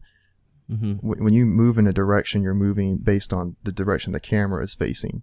Sure. So if you press up, you're moving like up in the direction like the screen is facing. If you move left and right, you're moving left and right based on how the screen is positioned, right? How the camera is facing. With tank controls, you move based on the direction your character is facing. Right. So if you press up on your D-pad or analog stick in a game that has tank controls, then your character moves forward regardless of which direction they're facing. Right. So you can be facing, say, to the right of this, like if your character might be facing towards the right and you press up, he's going to move to the right, which is forward for him. It's kind of hard for me to put this into words. No, it makes sense. But yeah, and I think I mentioned something about I thought this game might be a little better if it had tank controls, because there were a lot of instances where I was moving around, and when the problem is when the camera angle changes, then your movement changes as well in a game like this. And so that makes a lot of kind of awkward moments where you're trying to move a certain direction and you start moving in another direction. And there were a lot of moments where I felt like this game had tank controls and that would be a problem. Right. I don't know. It's kind of, a lot of people don't like tank controls. I think they're kind of confusing, a little unintuitive at first, but once, like for me, I've played a lot of survival horror games, and a lot of those old survival horror games use tank controls, and it's like second nature for me to control a game that way. So I feel right at home with it, but a lot of people don't like it because I guess it's confusing at first, but yeah, I think this game would have been a little better if it had tank controls. Is my personal opinion. I don't know. No. I agree. There were parts of it, and I didn't feel this way about the majority of the game. I only found myself sort of, my character sort of filling out of place, or maybe running in the wrong direction in certain parts. Yeah. One of the parts was inside Lucas's office. I don't know if you remember some of the sequences inside of there when I would try to go behind things or search. For some reason, the camera angle would sort of change abruptly, and I would be pushing one way and going another. Right. It would just change, like you said, quickly. I think some of the game, I don't know that the game would benefit from tank controls, but maybe just a little bit better use of, when the screen switches and things of that nature might have been, a little bit better, and as far as the way the game was designed. But yeah, I didn't have a whole lot of issue with the controls, and it doesn't sound like you did either. There were just probably just certain parts that could have been made a little better. There was never there was anything else like game breaking, but there were just a lot of moments. Like I said, I'm so used to tank controls that a lot of moments I was feeling like that this game would have slightly benefited from tank controls, because there are certain instances where you're being timed, and then like you said, you're having to do something within a set amount of time, and then you're trying to move in a certain direction, and then the camera angle changes, so you start moving in the opposite direction, and it kind of those are really the moments where I'm like, if this game had tank controls, then I wouldn't have this problem right now.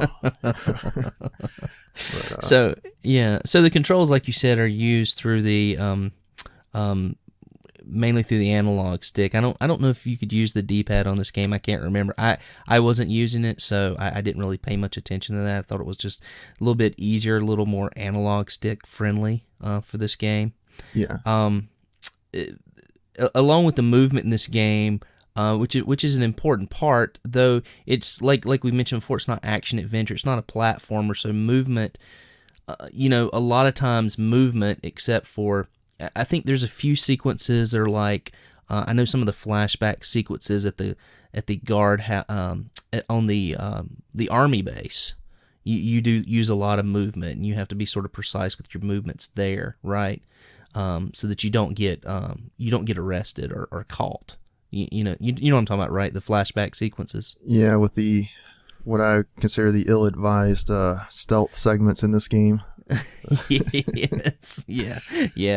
I completely agree. I thought as that being sort of one of the scenes, there are a few scenes in the game that are somewhat contrived, and I think we'll kind of talk about those a little bit later as well. But yeah, there's, like you said, with the controls, there's some really odd stealth scenes, but that's when you're probably using your movement controls probably the most.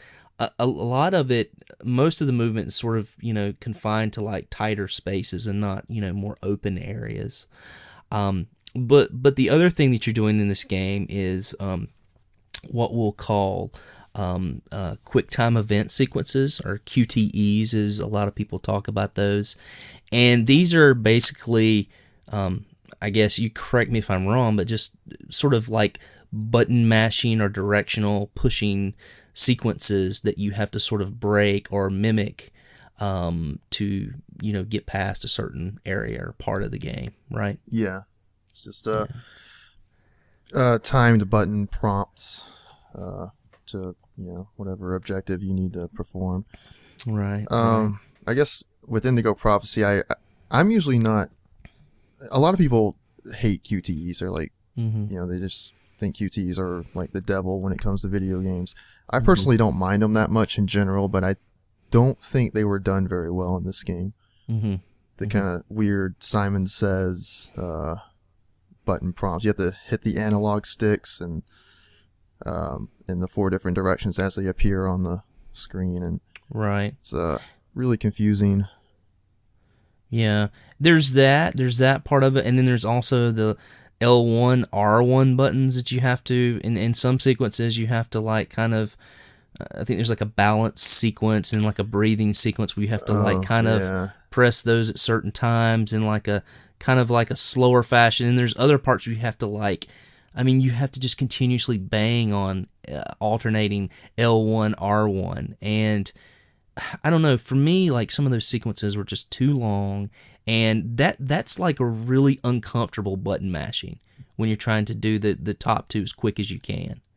That for me, that was very uncomfortable to have to do a lot of it for that long. The analog stick stuff, I didn't mind quite as much, though, and I think I mentioned this to you, like some of the colors, again, like, if you haven't played the game, it shows both sticks, and then if you push, let's say you push to the left, I think was blue, and then to the right was yellow, and it'll just kind of flash. Well, sometimes in some of the sequences, you couldn't see the colors that well. They weren't like vibrant enough, and I would miss some of the sequence because, I would have missed one of the colors. I don't know. Did you find that to be a problem as well? Yeah, I think you specifically mentioned the blue, and I think it was more of a problem in like the scenes where you were outside and there were snowy parts, because the blue was kind of light and it's on top of the white snow, so it didn't show up very well. And yeah, those scenes, I really felt like a lot of them were drug on too long. Like it's just you would go on for like a few minutes just having to mimic these analog stick QTEs, and I felt like it was kind of conflicting with the game, because a lot of times they would play these over the top action scenes, and you can't even watch them because you're too busy trying to do the QTE and pay attention to the prompts. Yeah, absolutely. Yeah, it's just like, this free-flowing, like, sort of movie sequence, if you will, like this, as they call it, like this interactive film that you're supposed to be watching, and you can't watch it because you're trying to pay too much attention to, the QTE and what the sequence is, so that you don't fail. I do. I think that was a sort of rather unfortunate way that this game developed. It would have been nice to do your sequence, and then after you did your sequence, got to watch a portion of the movie, and then do the same thing. And this happened a few times. This was kind of interwoven into the game. I know, like, there was the autopsy scene near the beginning of the game, where that was sort of paused, and you would do your thing, and then and then it would kind of move on or continue. If you passed. But like you said, there were several scenes that were sort of, like film, and there's no way you could watch it and perform at the same time. Yeah, and this game has action scenes that are, like, very much inspired by movies like The Matrix and maybe even Crouching Tiger, Hidden Dragon, things like that. Absolutely. And like I said, you just can't watch them because you have to pay attention to the button prompts. Yeah. And they're done well, like you said. I mean, they're kind of cool, like you said, Matrix scenes. It is pretty cool. There's some really fascinating and good action sequences, on this game. So, which is just sort of odd that there are action sequences, but that, that sort of plays in, because it sort of comes abruptly, you know what I mean, during the middle of the game. But then you kind of find out why these things are happening later, and there's an explanation for it. So, and I guess I mentioned Heavy Rain here a little bit. Heavy Rain, I feel like they did this sort of thing much better in Heavy Rain. Okay. The QTEs are much more contextual and they make more sense. For example, like, it might be if there's like a fight scene, somebody's about to hit you, you might press like square or something to sort of dodge or maybe block their attack. And it's not just this random analog stick pressing. There's much more contextual button prompts. Yeah, and that's my big problem with it in this game is the lack of variety. Because if you think about it, you're using the analog sticks, you're doing that a lot, that same sort of sequencing with the analog sticks, and then you're using the L1 and R1 buttons. But it's PlayStation 2 controller or an Xbox controller. There's so many more buttons that could have been utilized. Yeah, and the face buttons aren't utilized at all for the QTEs. At least not that I remember. No, they're not. So yeah, it kind of makes you wonder why they didn't utilize that at all. Yeah, and it just makes for a more simplistic sort of.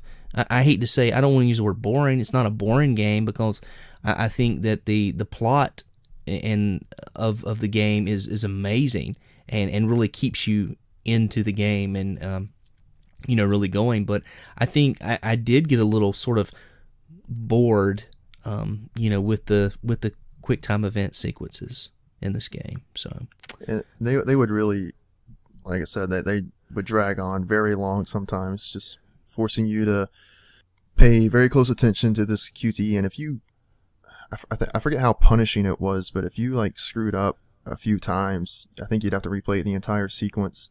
Yeah. And some of these sequences went on for like a few minutes, I think. Yeah. Just like almost nearly constant, QTEs. But, yeah. So. Yeah, well, let's talk about that for a minute. If you did fail, let's say you did fail some of these QTEs, some of them there would be it almost seeming there would be no consequence for failing. I don't know.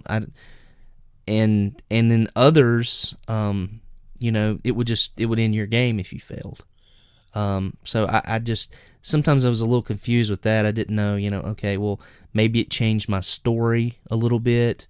If I didn't do this perfectly, is it, if I did it perfectly, would the story change? I don't know. I've only played the game through one time. Yeah, I think it depends on which scenes you're talking about. Like you mentioned the autopsy scene. If you definitely there, when you get the QTEs correct there, I think it just gives you like a little more evidence or something. Sure. I don't think you'll get a game over for actually failing any of those, but For the Right. action sequences, those are where you can get game overs. And I don't know if you noticed, but in the top left, there's like these little circles, and those are almost like Yep. hit points, I guess. Yeah, yeah. If you fail once, it'll like take away one of those, and if you lose all those, and then you get a game over. Absolutely. Yep.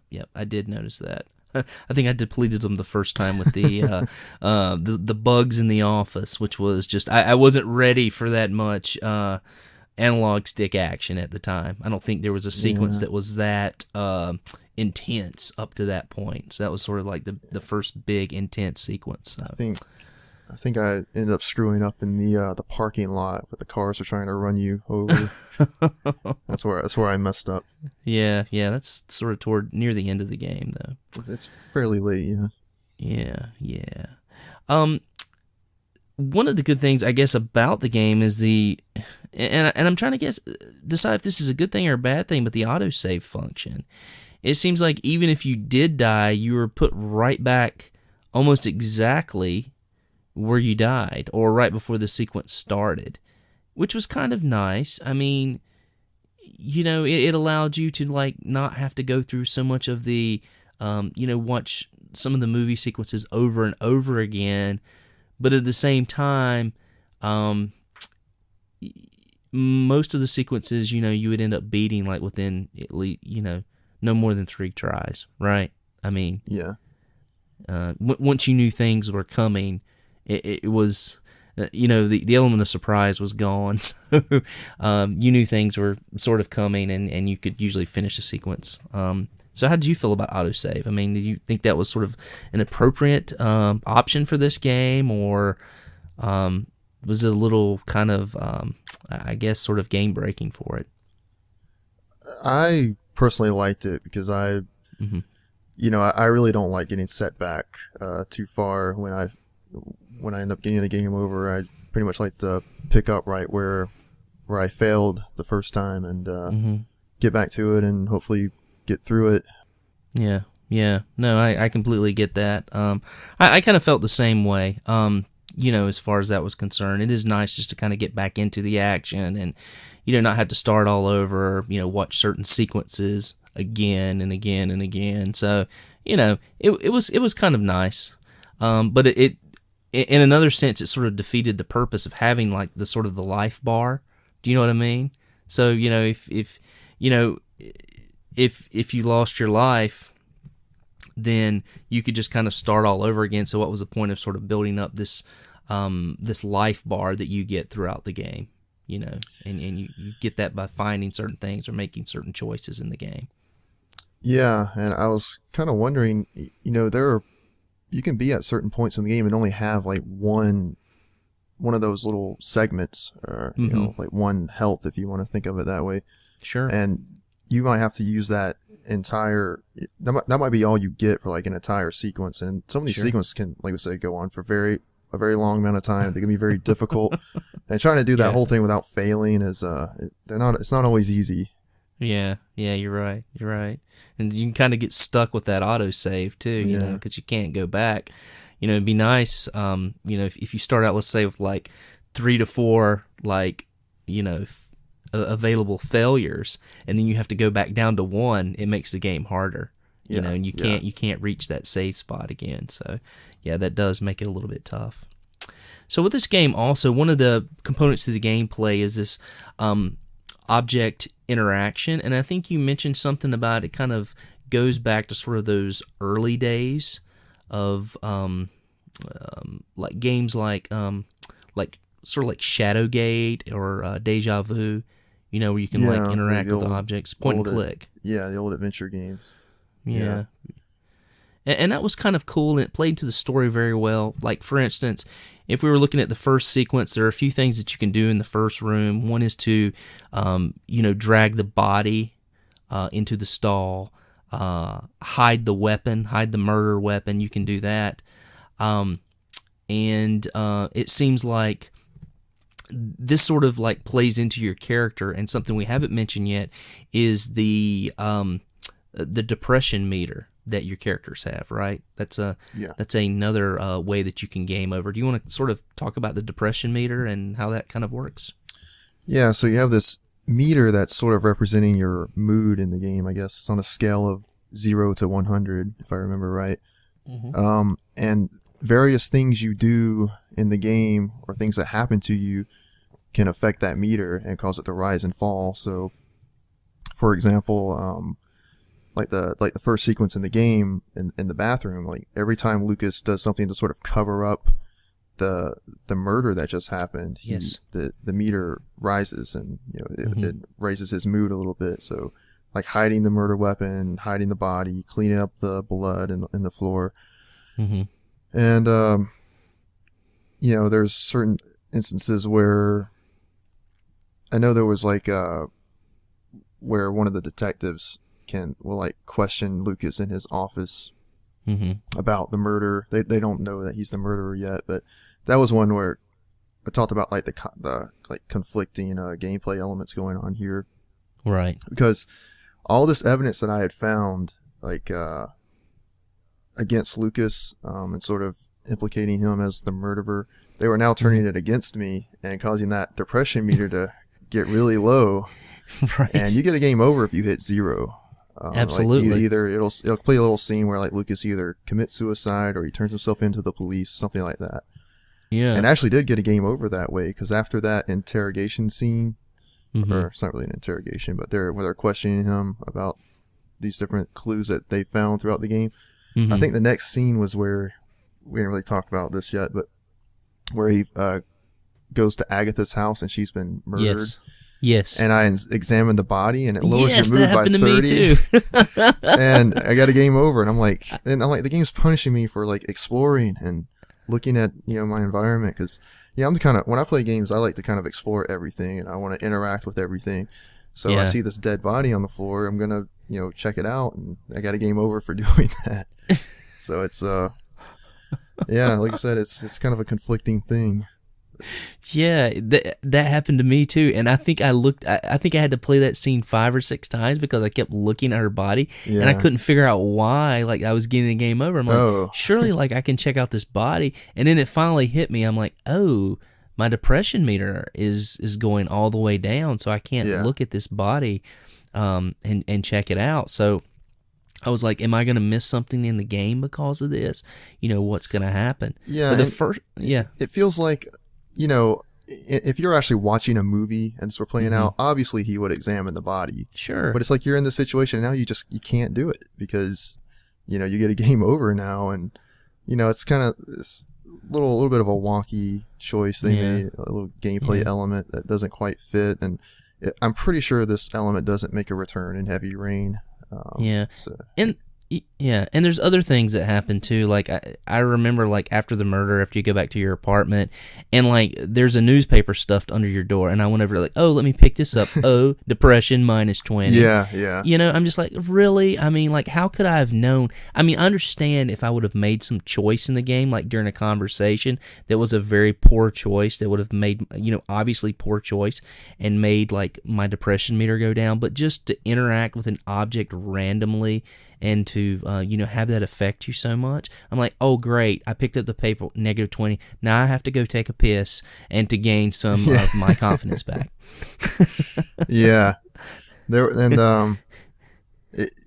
there was like an instance where I would turn my meter was already very low, and I just, like I said, I like to interact with everything when I play these sorts of games. So I turn the TV on, and almost every time you turn the TV on, they'll talk about the murder, and that lowers his depression meter even more. So sure, like right after I turned the TV on, I was like, okay, I better just turn it off because I know something's going to come on. It's going to lower my meter even more. So I'm not even gonna watch it. Can I just change the channel to cartoons? I mean, come on. It's kind of funny. It seems some of the things are like arbitrary that affect it. Like you said, you can just go to the bathroom and that'll raise your meter by like 10 or something.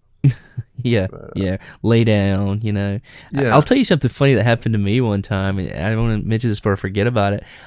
Like one of the first things you can do in the game, you've got this like horrible headache, and you can take this medicine. Yeah. And then I went around to like one of the cabinets, and I'm just like pulling like food out, to raise my mood. And I pull out a bottle of alcohol and I drink it. It's like, you shouldn't have taken medicine and drank alcohol. You died. Yeah. I'm like, really? It's like wow. The bottle of pills. He actually, before he takes them, he actually says, do not take with alcohol or something like that. And I think everybody does that when they play this game the first time. I've played this game before, actually, when it first came out, so I knew not to do that this time. But, I think everybody does that at least once. Yeah, that's funny. Yeah, tempting the fates for sure. So, something else in the game, we talked about object interaction, but you also interact with other characters in the game, and you have these sort of conversation choices. And I just kind of wanted to talk about that for a minute and get our impression on kind of conversation choices. To me, it's very odd. You have this sort of, you'll be getting a conversation, and someone will like you'll be interrogating someone or talking to someone, and there's this sort of like timed meter that runs across the top, and you have so much time to select your choice of how you want to direct the conversation, and you do that by moving your analog stick, your right analog stick, if I remember correctly.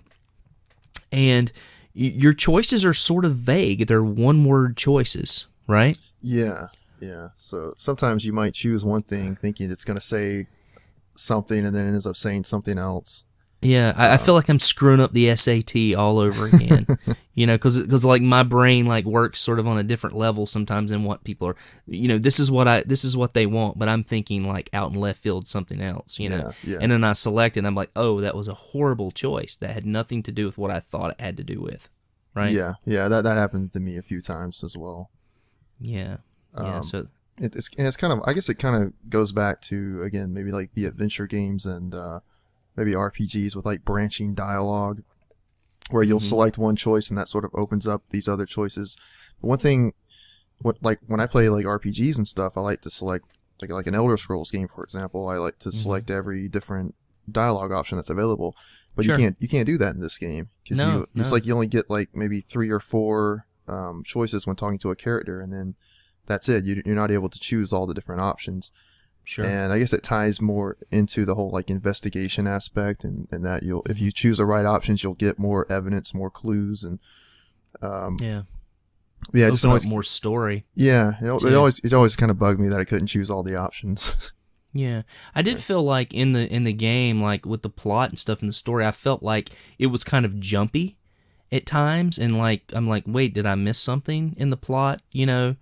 And I would sort of have to figure it out, what was going on, and I feel like this could have something to do with choices that I made in these conversations. Does that make sense? Yeah, like I don't remember feeling that way, but I think absolutely, if you choose a lot of quote unquote wrong choices, then maybe you could end up missing out on something and not all quite tie together, right? Right. And it made sense later. It would come back into context later, and I could piece it together for sure. I mean, don't get me wrong. I never felt like I didn't understand the entire plot of this story. It's really well written and well done, and we'll talk about that in a second. But I did feel like that I had to like play catch up, because there might have been something that I didn't know earlier in the game. So, But anyway, there was that. We'd mentioned some of the movement controls and stuff, and there's in the game there's climbing, there's different ways you have to move the analog stick. It took me forever to figure out how to climb a fence, just like in the movement, because you have to go out and around. Yeah. Oh, that was so frustrating, because you hadn't had to do anything like that anywhere in the game yet. Yeah, it was a very awkward move, and even when you know how to do it, you'll still kind of screw it up just because it's an awkward movement, and you don't really. It's kind of difficult to move the analog stick in that way without messing up. Yeah. Let me tell you, when I actually played this game on PC, and I used a controller, an Xbox 360 controller when I played it, but when I first started up and tried to play it, I tried to use a mouse and keyboard. Oh my gosh! And you have to make that movement, that climbing movement, with a mouse? Yes. Ugh. And it didn't take long for me to realize that this wasn't working out. That's when I started using a controller. But it's just if you think that sort of stuff's bad on the analog stick, try it with a mouse. Yeah. So you must have played. So you played the updated version, huh? The HD remaster. Yeah, I did. Okay. Yeah. Okay. Yeah. Yeah, we should mention, I mean, this game came out for Xbox and PS2, but there was also an HD remaster, actually, beginning of this year, January 2015, for PC and even iOS. So that's interesting that they chose to go with the mouse. Gosh, that would be awful. It would be like trying to play Golden Axe on your PC, right, Floyd? And it's even worse with like the QTEs, like the Simon Says things, because you have to control the left one with your WASD keys, which is your typical movement keys, and that's not that bad. But and the other with your arrows, maybe you could either use the arrows, or you could, if you're using the mouse when you're playing the game, so you have the option of either holding in the left mouse button and then moving the mouse in the appropriate direction. Wow. Or just, I guess, shifting your both hands to the keyboard and doing it that way. And I didn't think either one was going to work well. So, like I said, it didn't take me long to decide I needed to plug in a controller and make that work. And then you have to, like, make sure your hands are in the right position on the keyboard. Yeah, like, get ready. Yeah, Fortunately, the game pops up on the screen. It says "Get ready," which is right more than some games do when it comes to QTEs. They just throw them at you, and then, if you're not ready, and too bad, you get a game over. Yeah. Well, I mean, sometimes that get ready thing can be quick too. I mean, it's not up very long before those button prompts start popping up. But yeah, I'm thinking of like a certain sniper at the end of the game. That one's a pretty quick one. So yeah. But anyway, some other things about the game, and one of the things I really liked about the game, I feel like we're talking about this game, we're being a little harsh on the controls, and we've been on the controls for a while, so there are great things about this game. I don't want to sound like overly negative about it. It's a good game. One of the things I really liked was the use of split screen on this game. I thought it was really cool. It gave it that more sort of film quality, if you will. I thought it was pretty cool. It wasn't always easy to move sometimes or figure out how you're moving. I'm thinking mainly about the graveyard scene. I think it was maybe the first graveyard scene where you're going to meet your brother Marcus. That was a little tough moving around that graveyard because you've got a smaller screen and you're kind of looking off and have these screens that are like kind of focusing in other directions. You know what I'm referring to? Yeah. I don't really remember specifically my thoughts on it with like the graveyard scene.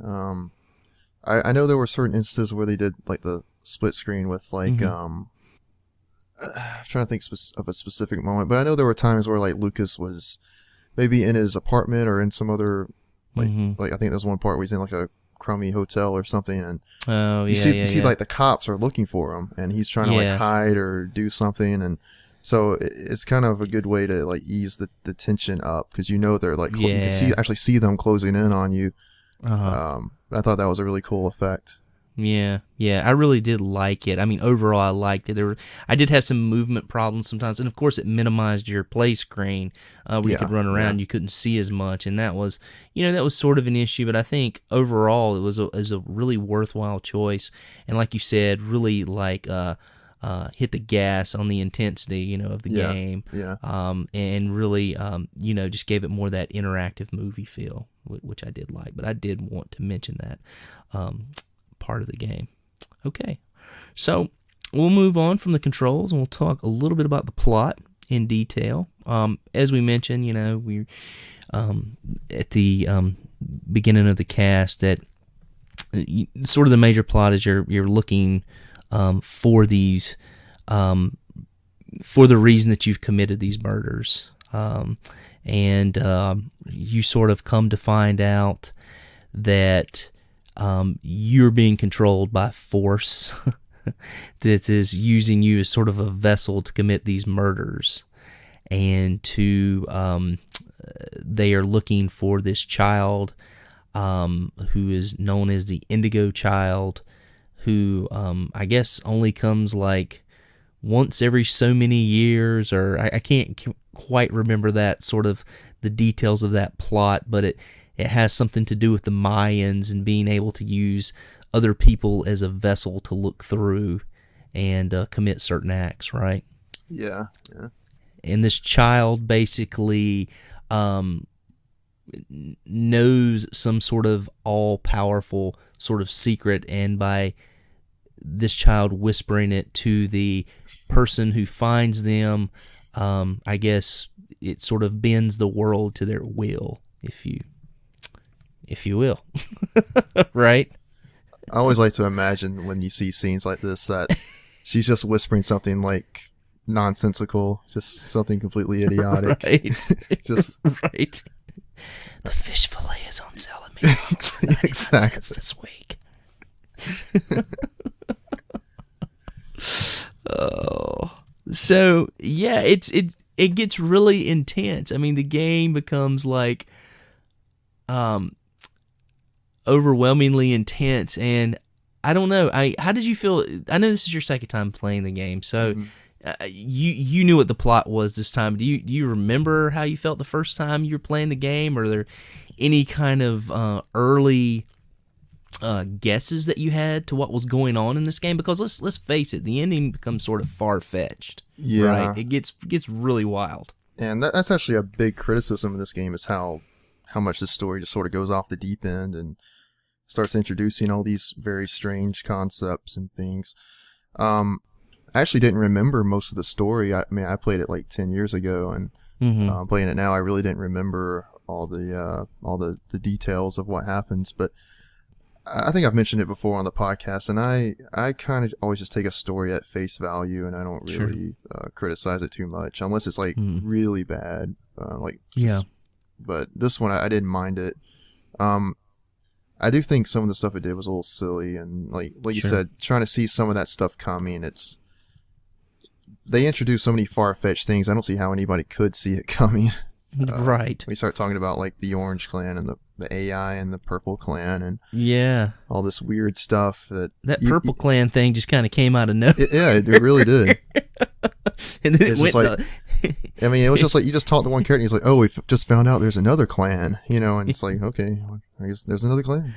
Okay. And then it went into like this complete like conspiracy theory about the Orange Clan controls like one sect of society, government, and then the Purple Clan controls all the internet. And man, it just it got kind of bizarre in that way. But these are like, the funny thing, these are like real sort of conspiracy theories, that have been proposed by people. But it was just sort of odd that they worked that somehow into the apocalypse in the Mayans. It's very strange. And it's strange and complex, but I never felt myself sort of waning away from the plot. I mean, I thought it was pretty solid. Is that strange that I feel that way? I mean, no, I really pretty much feel the same way. I mean, like you said, it gets pretty far fetched, but I still enjoyed it. Yeah, dug it. But a lot of people, I mean, you read like reviews and discussions on this game. A lot of people really, really trash the game for how the direction the story went towards the end. Mm-hmm.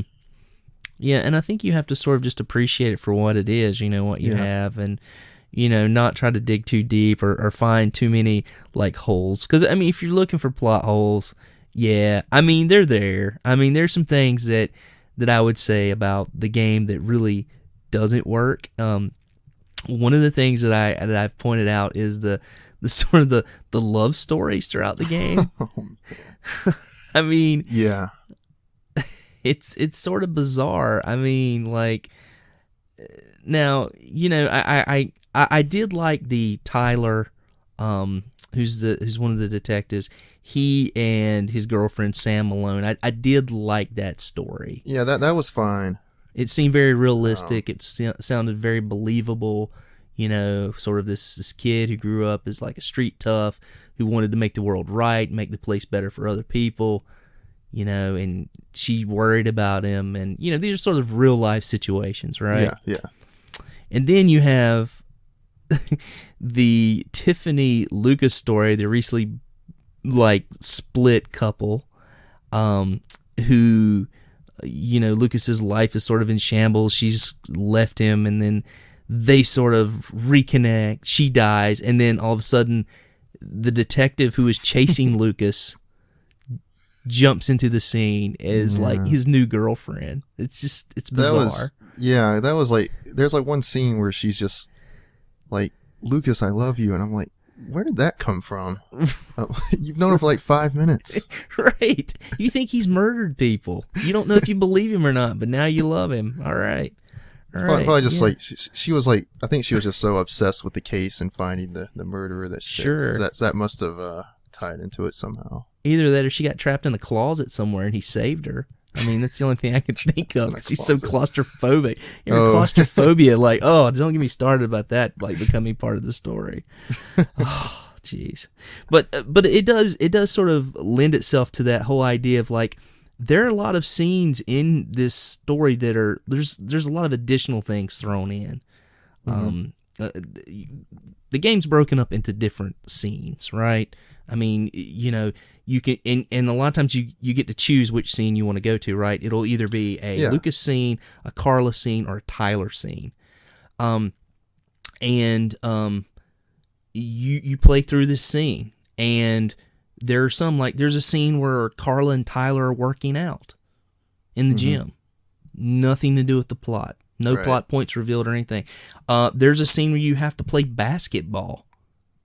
That was integral to the plot.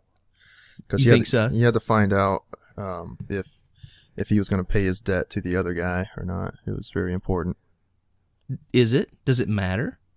Not really. I'm being sarcastic. Okay. But, I thought, oh, really? I was like, because I beat that guy. I was like, what happens if I would have lost? I mean, would anything like significant happen if I lost that basketball game? I'm just wondering. I mean, would I get a game over? Would that affect the outcome at the end of the game? I don't know. That's kind of one of the odd things about this game. I feel like I'm doing a lot of things that are affecting the outcome. When I was playing, I was so nervous playing it because I was like, will this affect the outcome or as far as what I get? But when you get down to it, that's not really the case. I mean, the ending you get is sort of decided at the end of the game, right? Yeah, it's one of those type of things where I guess they sort of talk about all the choices you can make through the game and it impacting the story, but it's one of those games where it all just kind of comes down to the final choice you make at the end, which I don't know, kind of feels like a cop out sometimes when they sort of stress all the choices you can make during the course of the game, and then it doesn't really matter at the end. Right. But yeah, you do get 3 choices at the end. It gives you 3 different endings. Okay, and I'm sure that this time that you got the good ending because you knew what you were doing, right? Am I guessing correctly? Yeah. Or what is considered the good ending, quote unquote? Yeah. Okay. Yeah. How about the first time you played the game? What ending did you get? I really don't remember. I don't remember. Steven, what good are you? I don't know. I mean, it's a long time ago. Back in 2005, I wasn't thinking I need to remember which ending I got. You don't know if the Orange Clan or the Purple Clan won? I mean, come on. Could we not pick 2 better colors? It's not snowing outside, so I'm assuming the Purple Clan didn't win. Yeah. So there are multiple endings, like you said. There's the first one where Lucas defeats there's a final battle, and you have to fight, first of all, the Oracle, which is basically the Orange Clan, and then the AI appears, the Purple Clan. And if you defeat both of them, basically humanity wins. You basically get the same ending, sort of. I mean, the same like future of Carla and Lucas. Mm-hmm. But it's just in a different way. Like if they win, they've thwarted off evil. Like, if the Orange Clan wins, everything just sort of, from what I understand, I didn't get this ending, sort of just goes back to normal, and the Orange Clan has this secret that they could use maybe at a later date.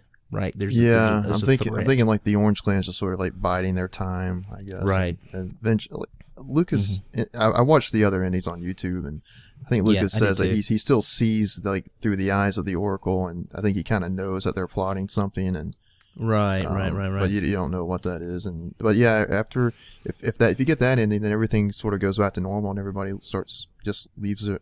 leads their normal lives.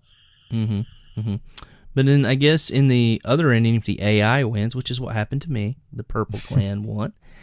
Which that's a tough sequence because again, it's that L1 R1 button mashing, and you just have to mash them fast, and I just can't do that fast enough. It just crushes my fingers. But if the AI wins, then basically the world turns cold, and all humanity has to go underground with the invisibles or the homeless people who are watching everything everyone does, right? Yeah. And you have the sense of sort of hope being in the child of Lucas and Carla. It's very much like a Terminator scenario where the machines have taken over. Absolutely, that's a great way to describe it. It's just that was the first thing I thought of when I was watching that ending. Yeah, it's just Terminator, exactly. So, but yeah, I'm with you. I mean, I think even getting the purple ending, I didn't realize at the time that there were multiple endings. I thought there probably were, but even having the purple ending, which is supposedly the bad ending, I didn't think it was a bad ending. I mean, I'm one of these kind of guys that I'll watch a film. When I watch films, I don't like the sort of rainbows and puppies endings on things. I like something that kind of makes you think, like after the film's over.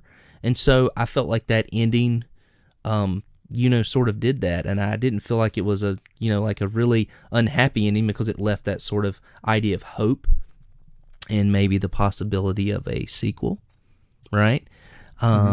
So I wasn't necessarily like thrown off or upset with that ending.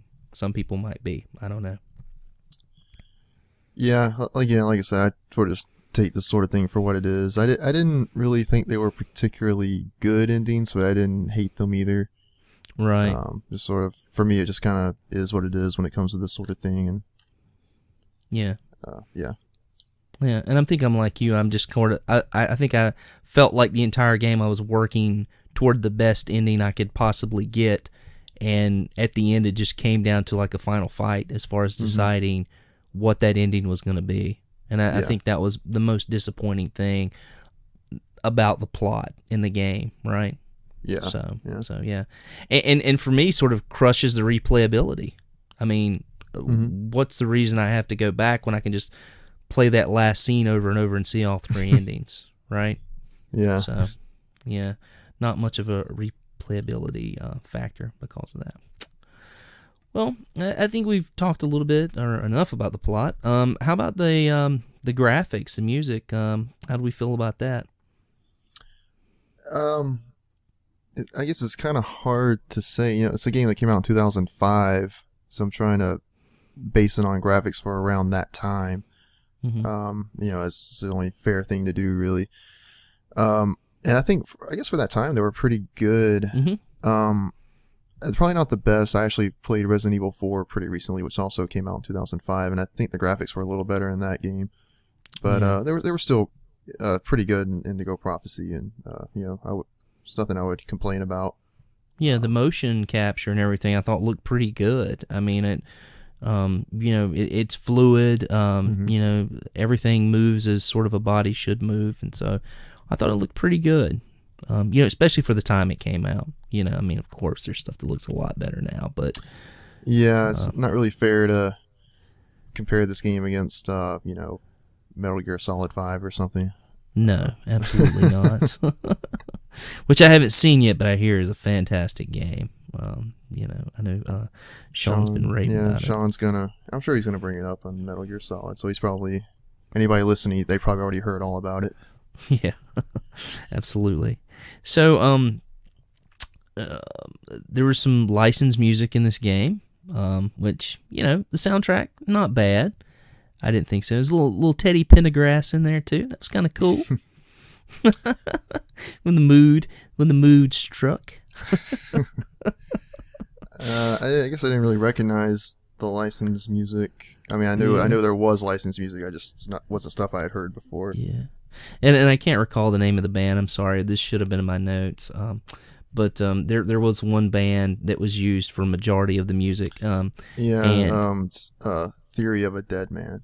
Right. So they used so much of their music. I was kind of wondering, was this an album of theirs, random music of theirs, or was this maybe just the score of the game? So I'm thinking probably maybe was more of the score of the game with that much music, being used. Mm-hmm. But I know the Teddy Pendergrass song. No, I've definitely heard that song before, which was kind of awesome when I heard it. Anyway, yeah, I thought it was adequate. I didn't think it was anything outstanding, the music in the game, but I thought it fit. I thought it fit the story well, and it was really good. I wouldn't say that I would go out and buy the CD, but it worked well with the game. What I heard. So yeah, I did like a good bit of the original music in the game. Not the best that I've ever heard, but it kind of fit. A lot of it was very kind of sad and dreary sounding. So I feel like it really worked very well. But yeah, it was no real complaints there either. Yeah. And how about voice acting? I thought, no complaints from me there either. I thought the voice acting was pretty good in this game. Yeah, didn't seem contrived. It seemed all the characters seemed to fit. The voices that were given to each character.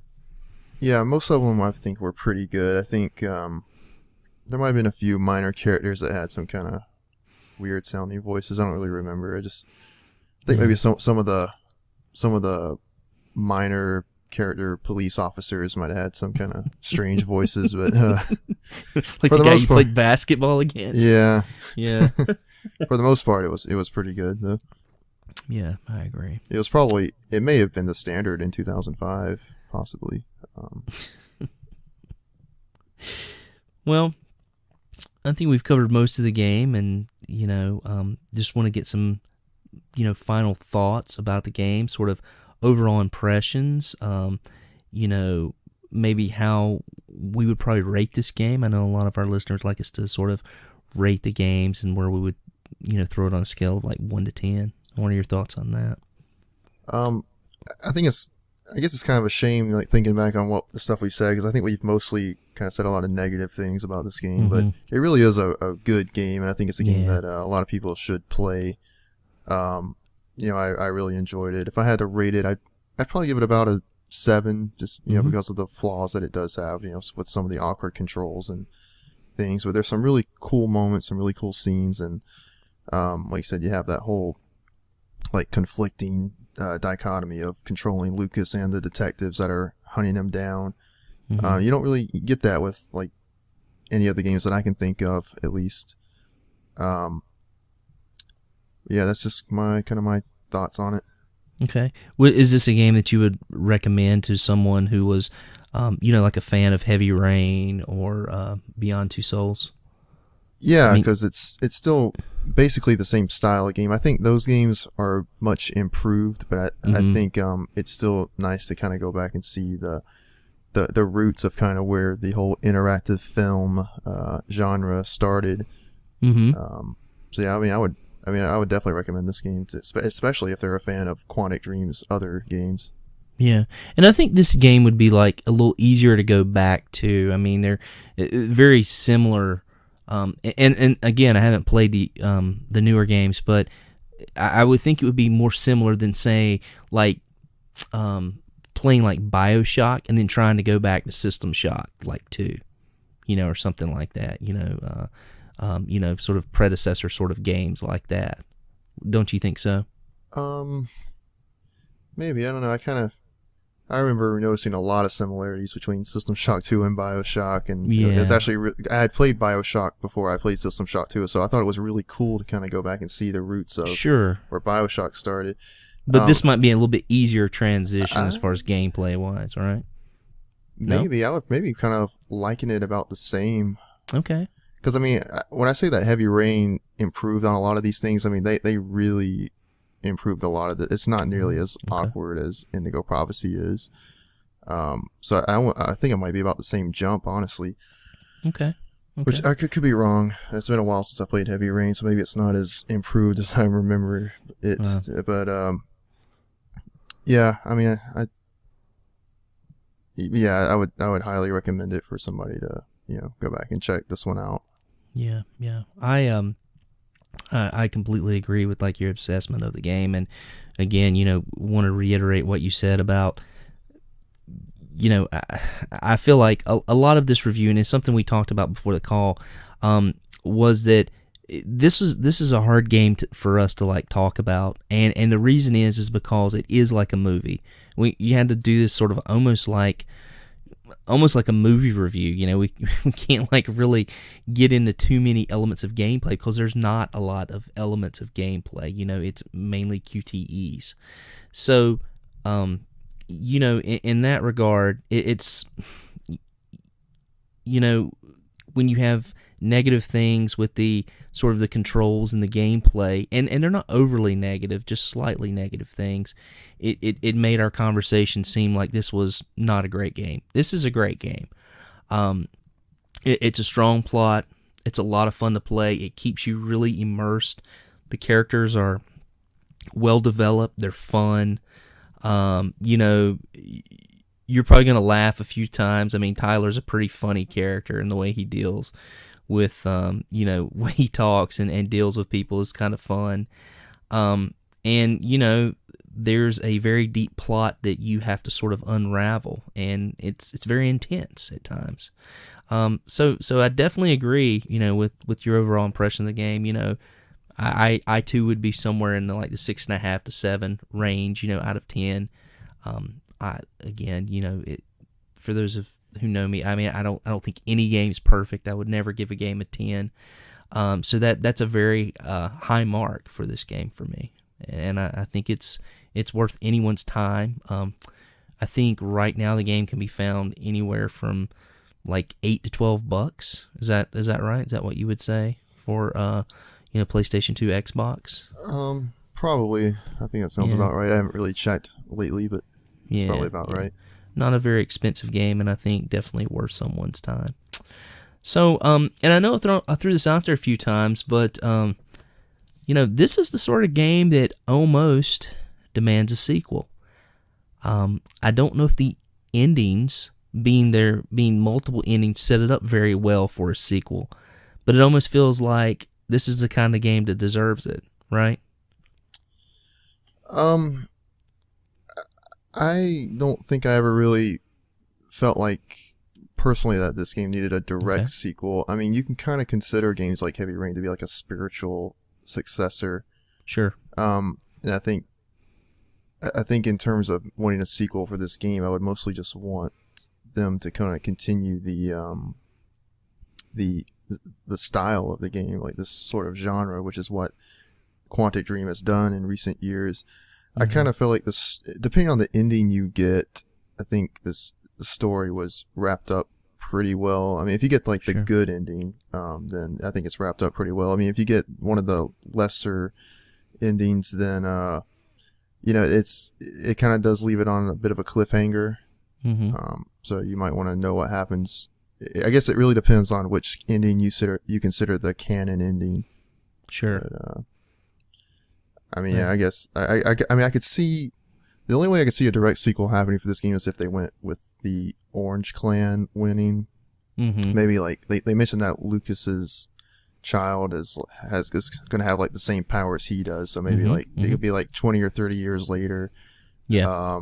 Kind of a similar scenario happens, and the story plays out from that angle. But yeah, which that's mentioned about the child in all 3 endings. So they still could do something with that, but, how would you go from it? Would you go from the Arctic, to the uprising out of the Arctic, or would you, I guess, figuring out what happens with the Orange Clan, or...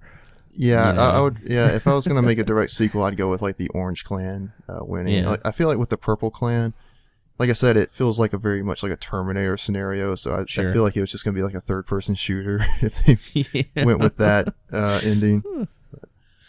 which wouldn't be so bad. well, if it's good, then yeah, I'm all for it. But I don't know how this game would work as a shooter. Right.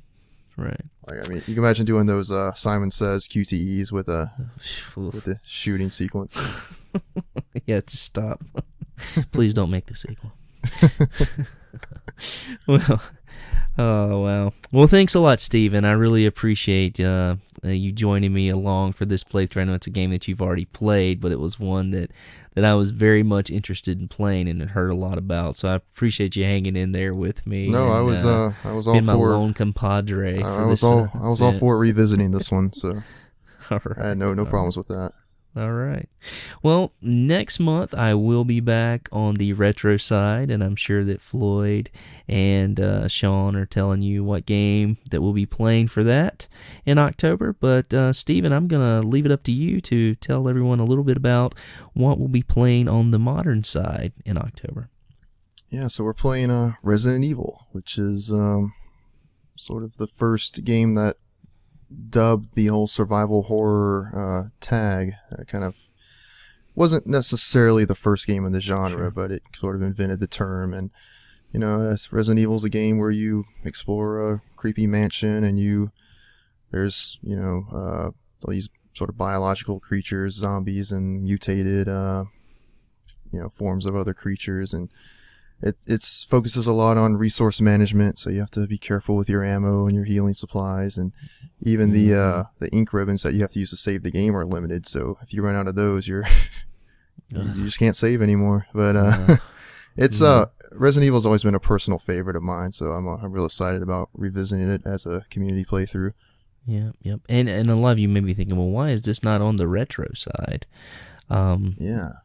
Because I'm specifically wanting to play the remake version, which originally came out on the GameCube, and it's had recent re-release on modern systems with an HD remaster, which I'm actually have been playing. I started up a few days ago playing on the PS4 and really enjoying it so far. So hope we get at least a decent turnout for that one.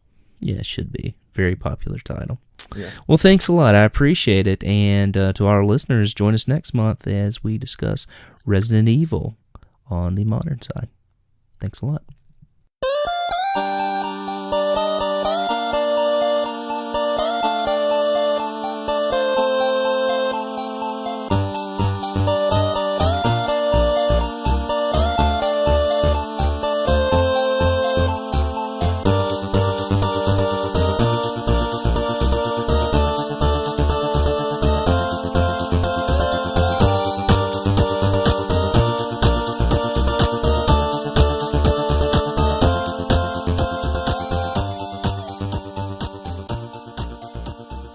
So that'll do it for another episode of the PlayCast. Thank you for listening, and a very special thank you to everyone who joined the playthroughs. Remember to visit rfgeneration.com to participate in our playthroughs, discuss the games we play, or leave feedback about this podcast.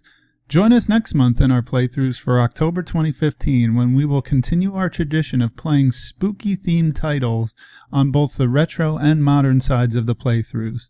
Rich will host Castlevania Bloodlines, the only Castlevania title to ever grace the Sega Genesis or even the Mega Drive.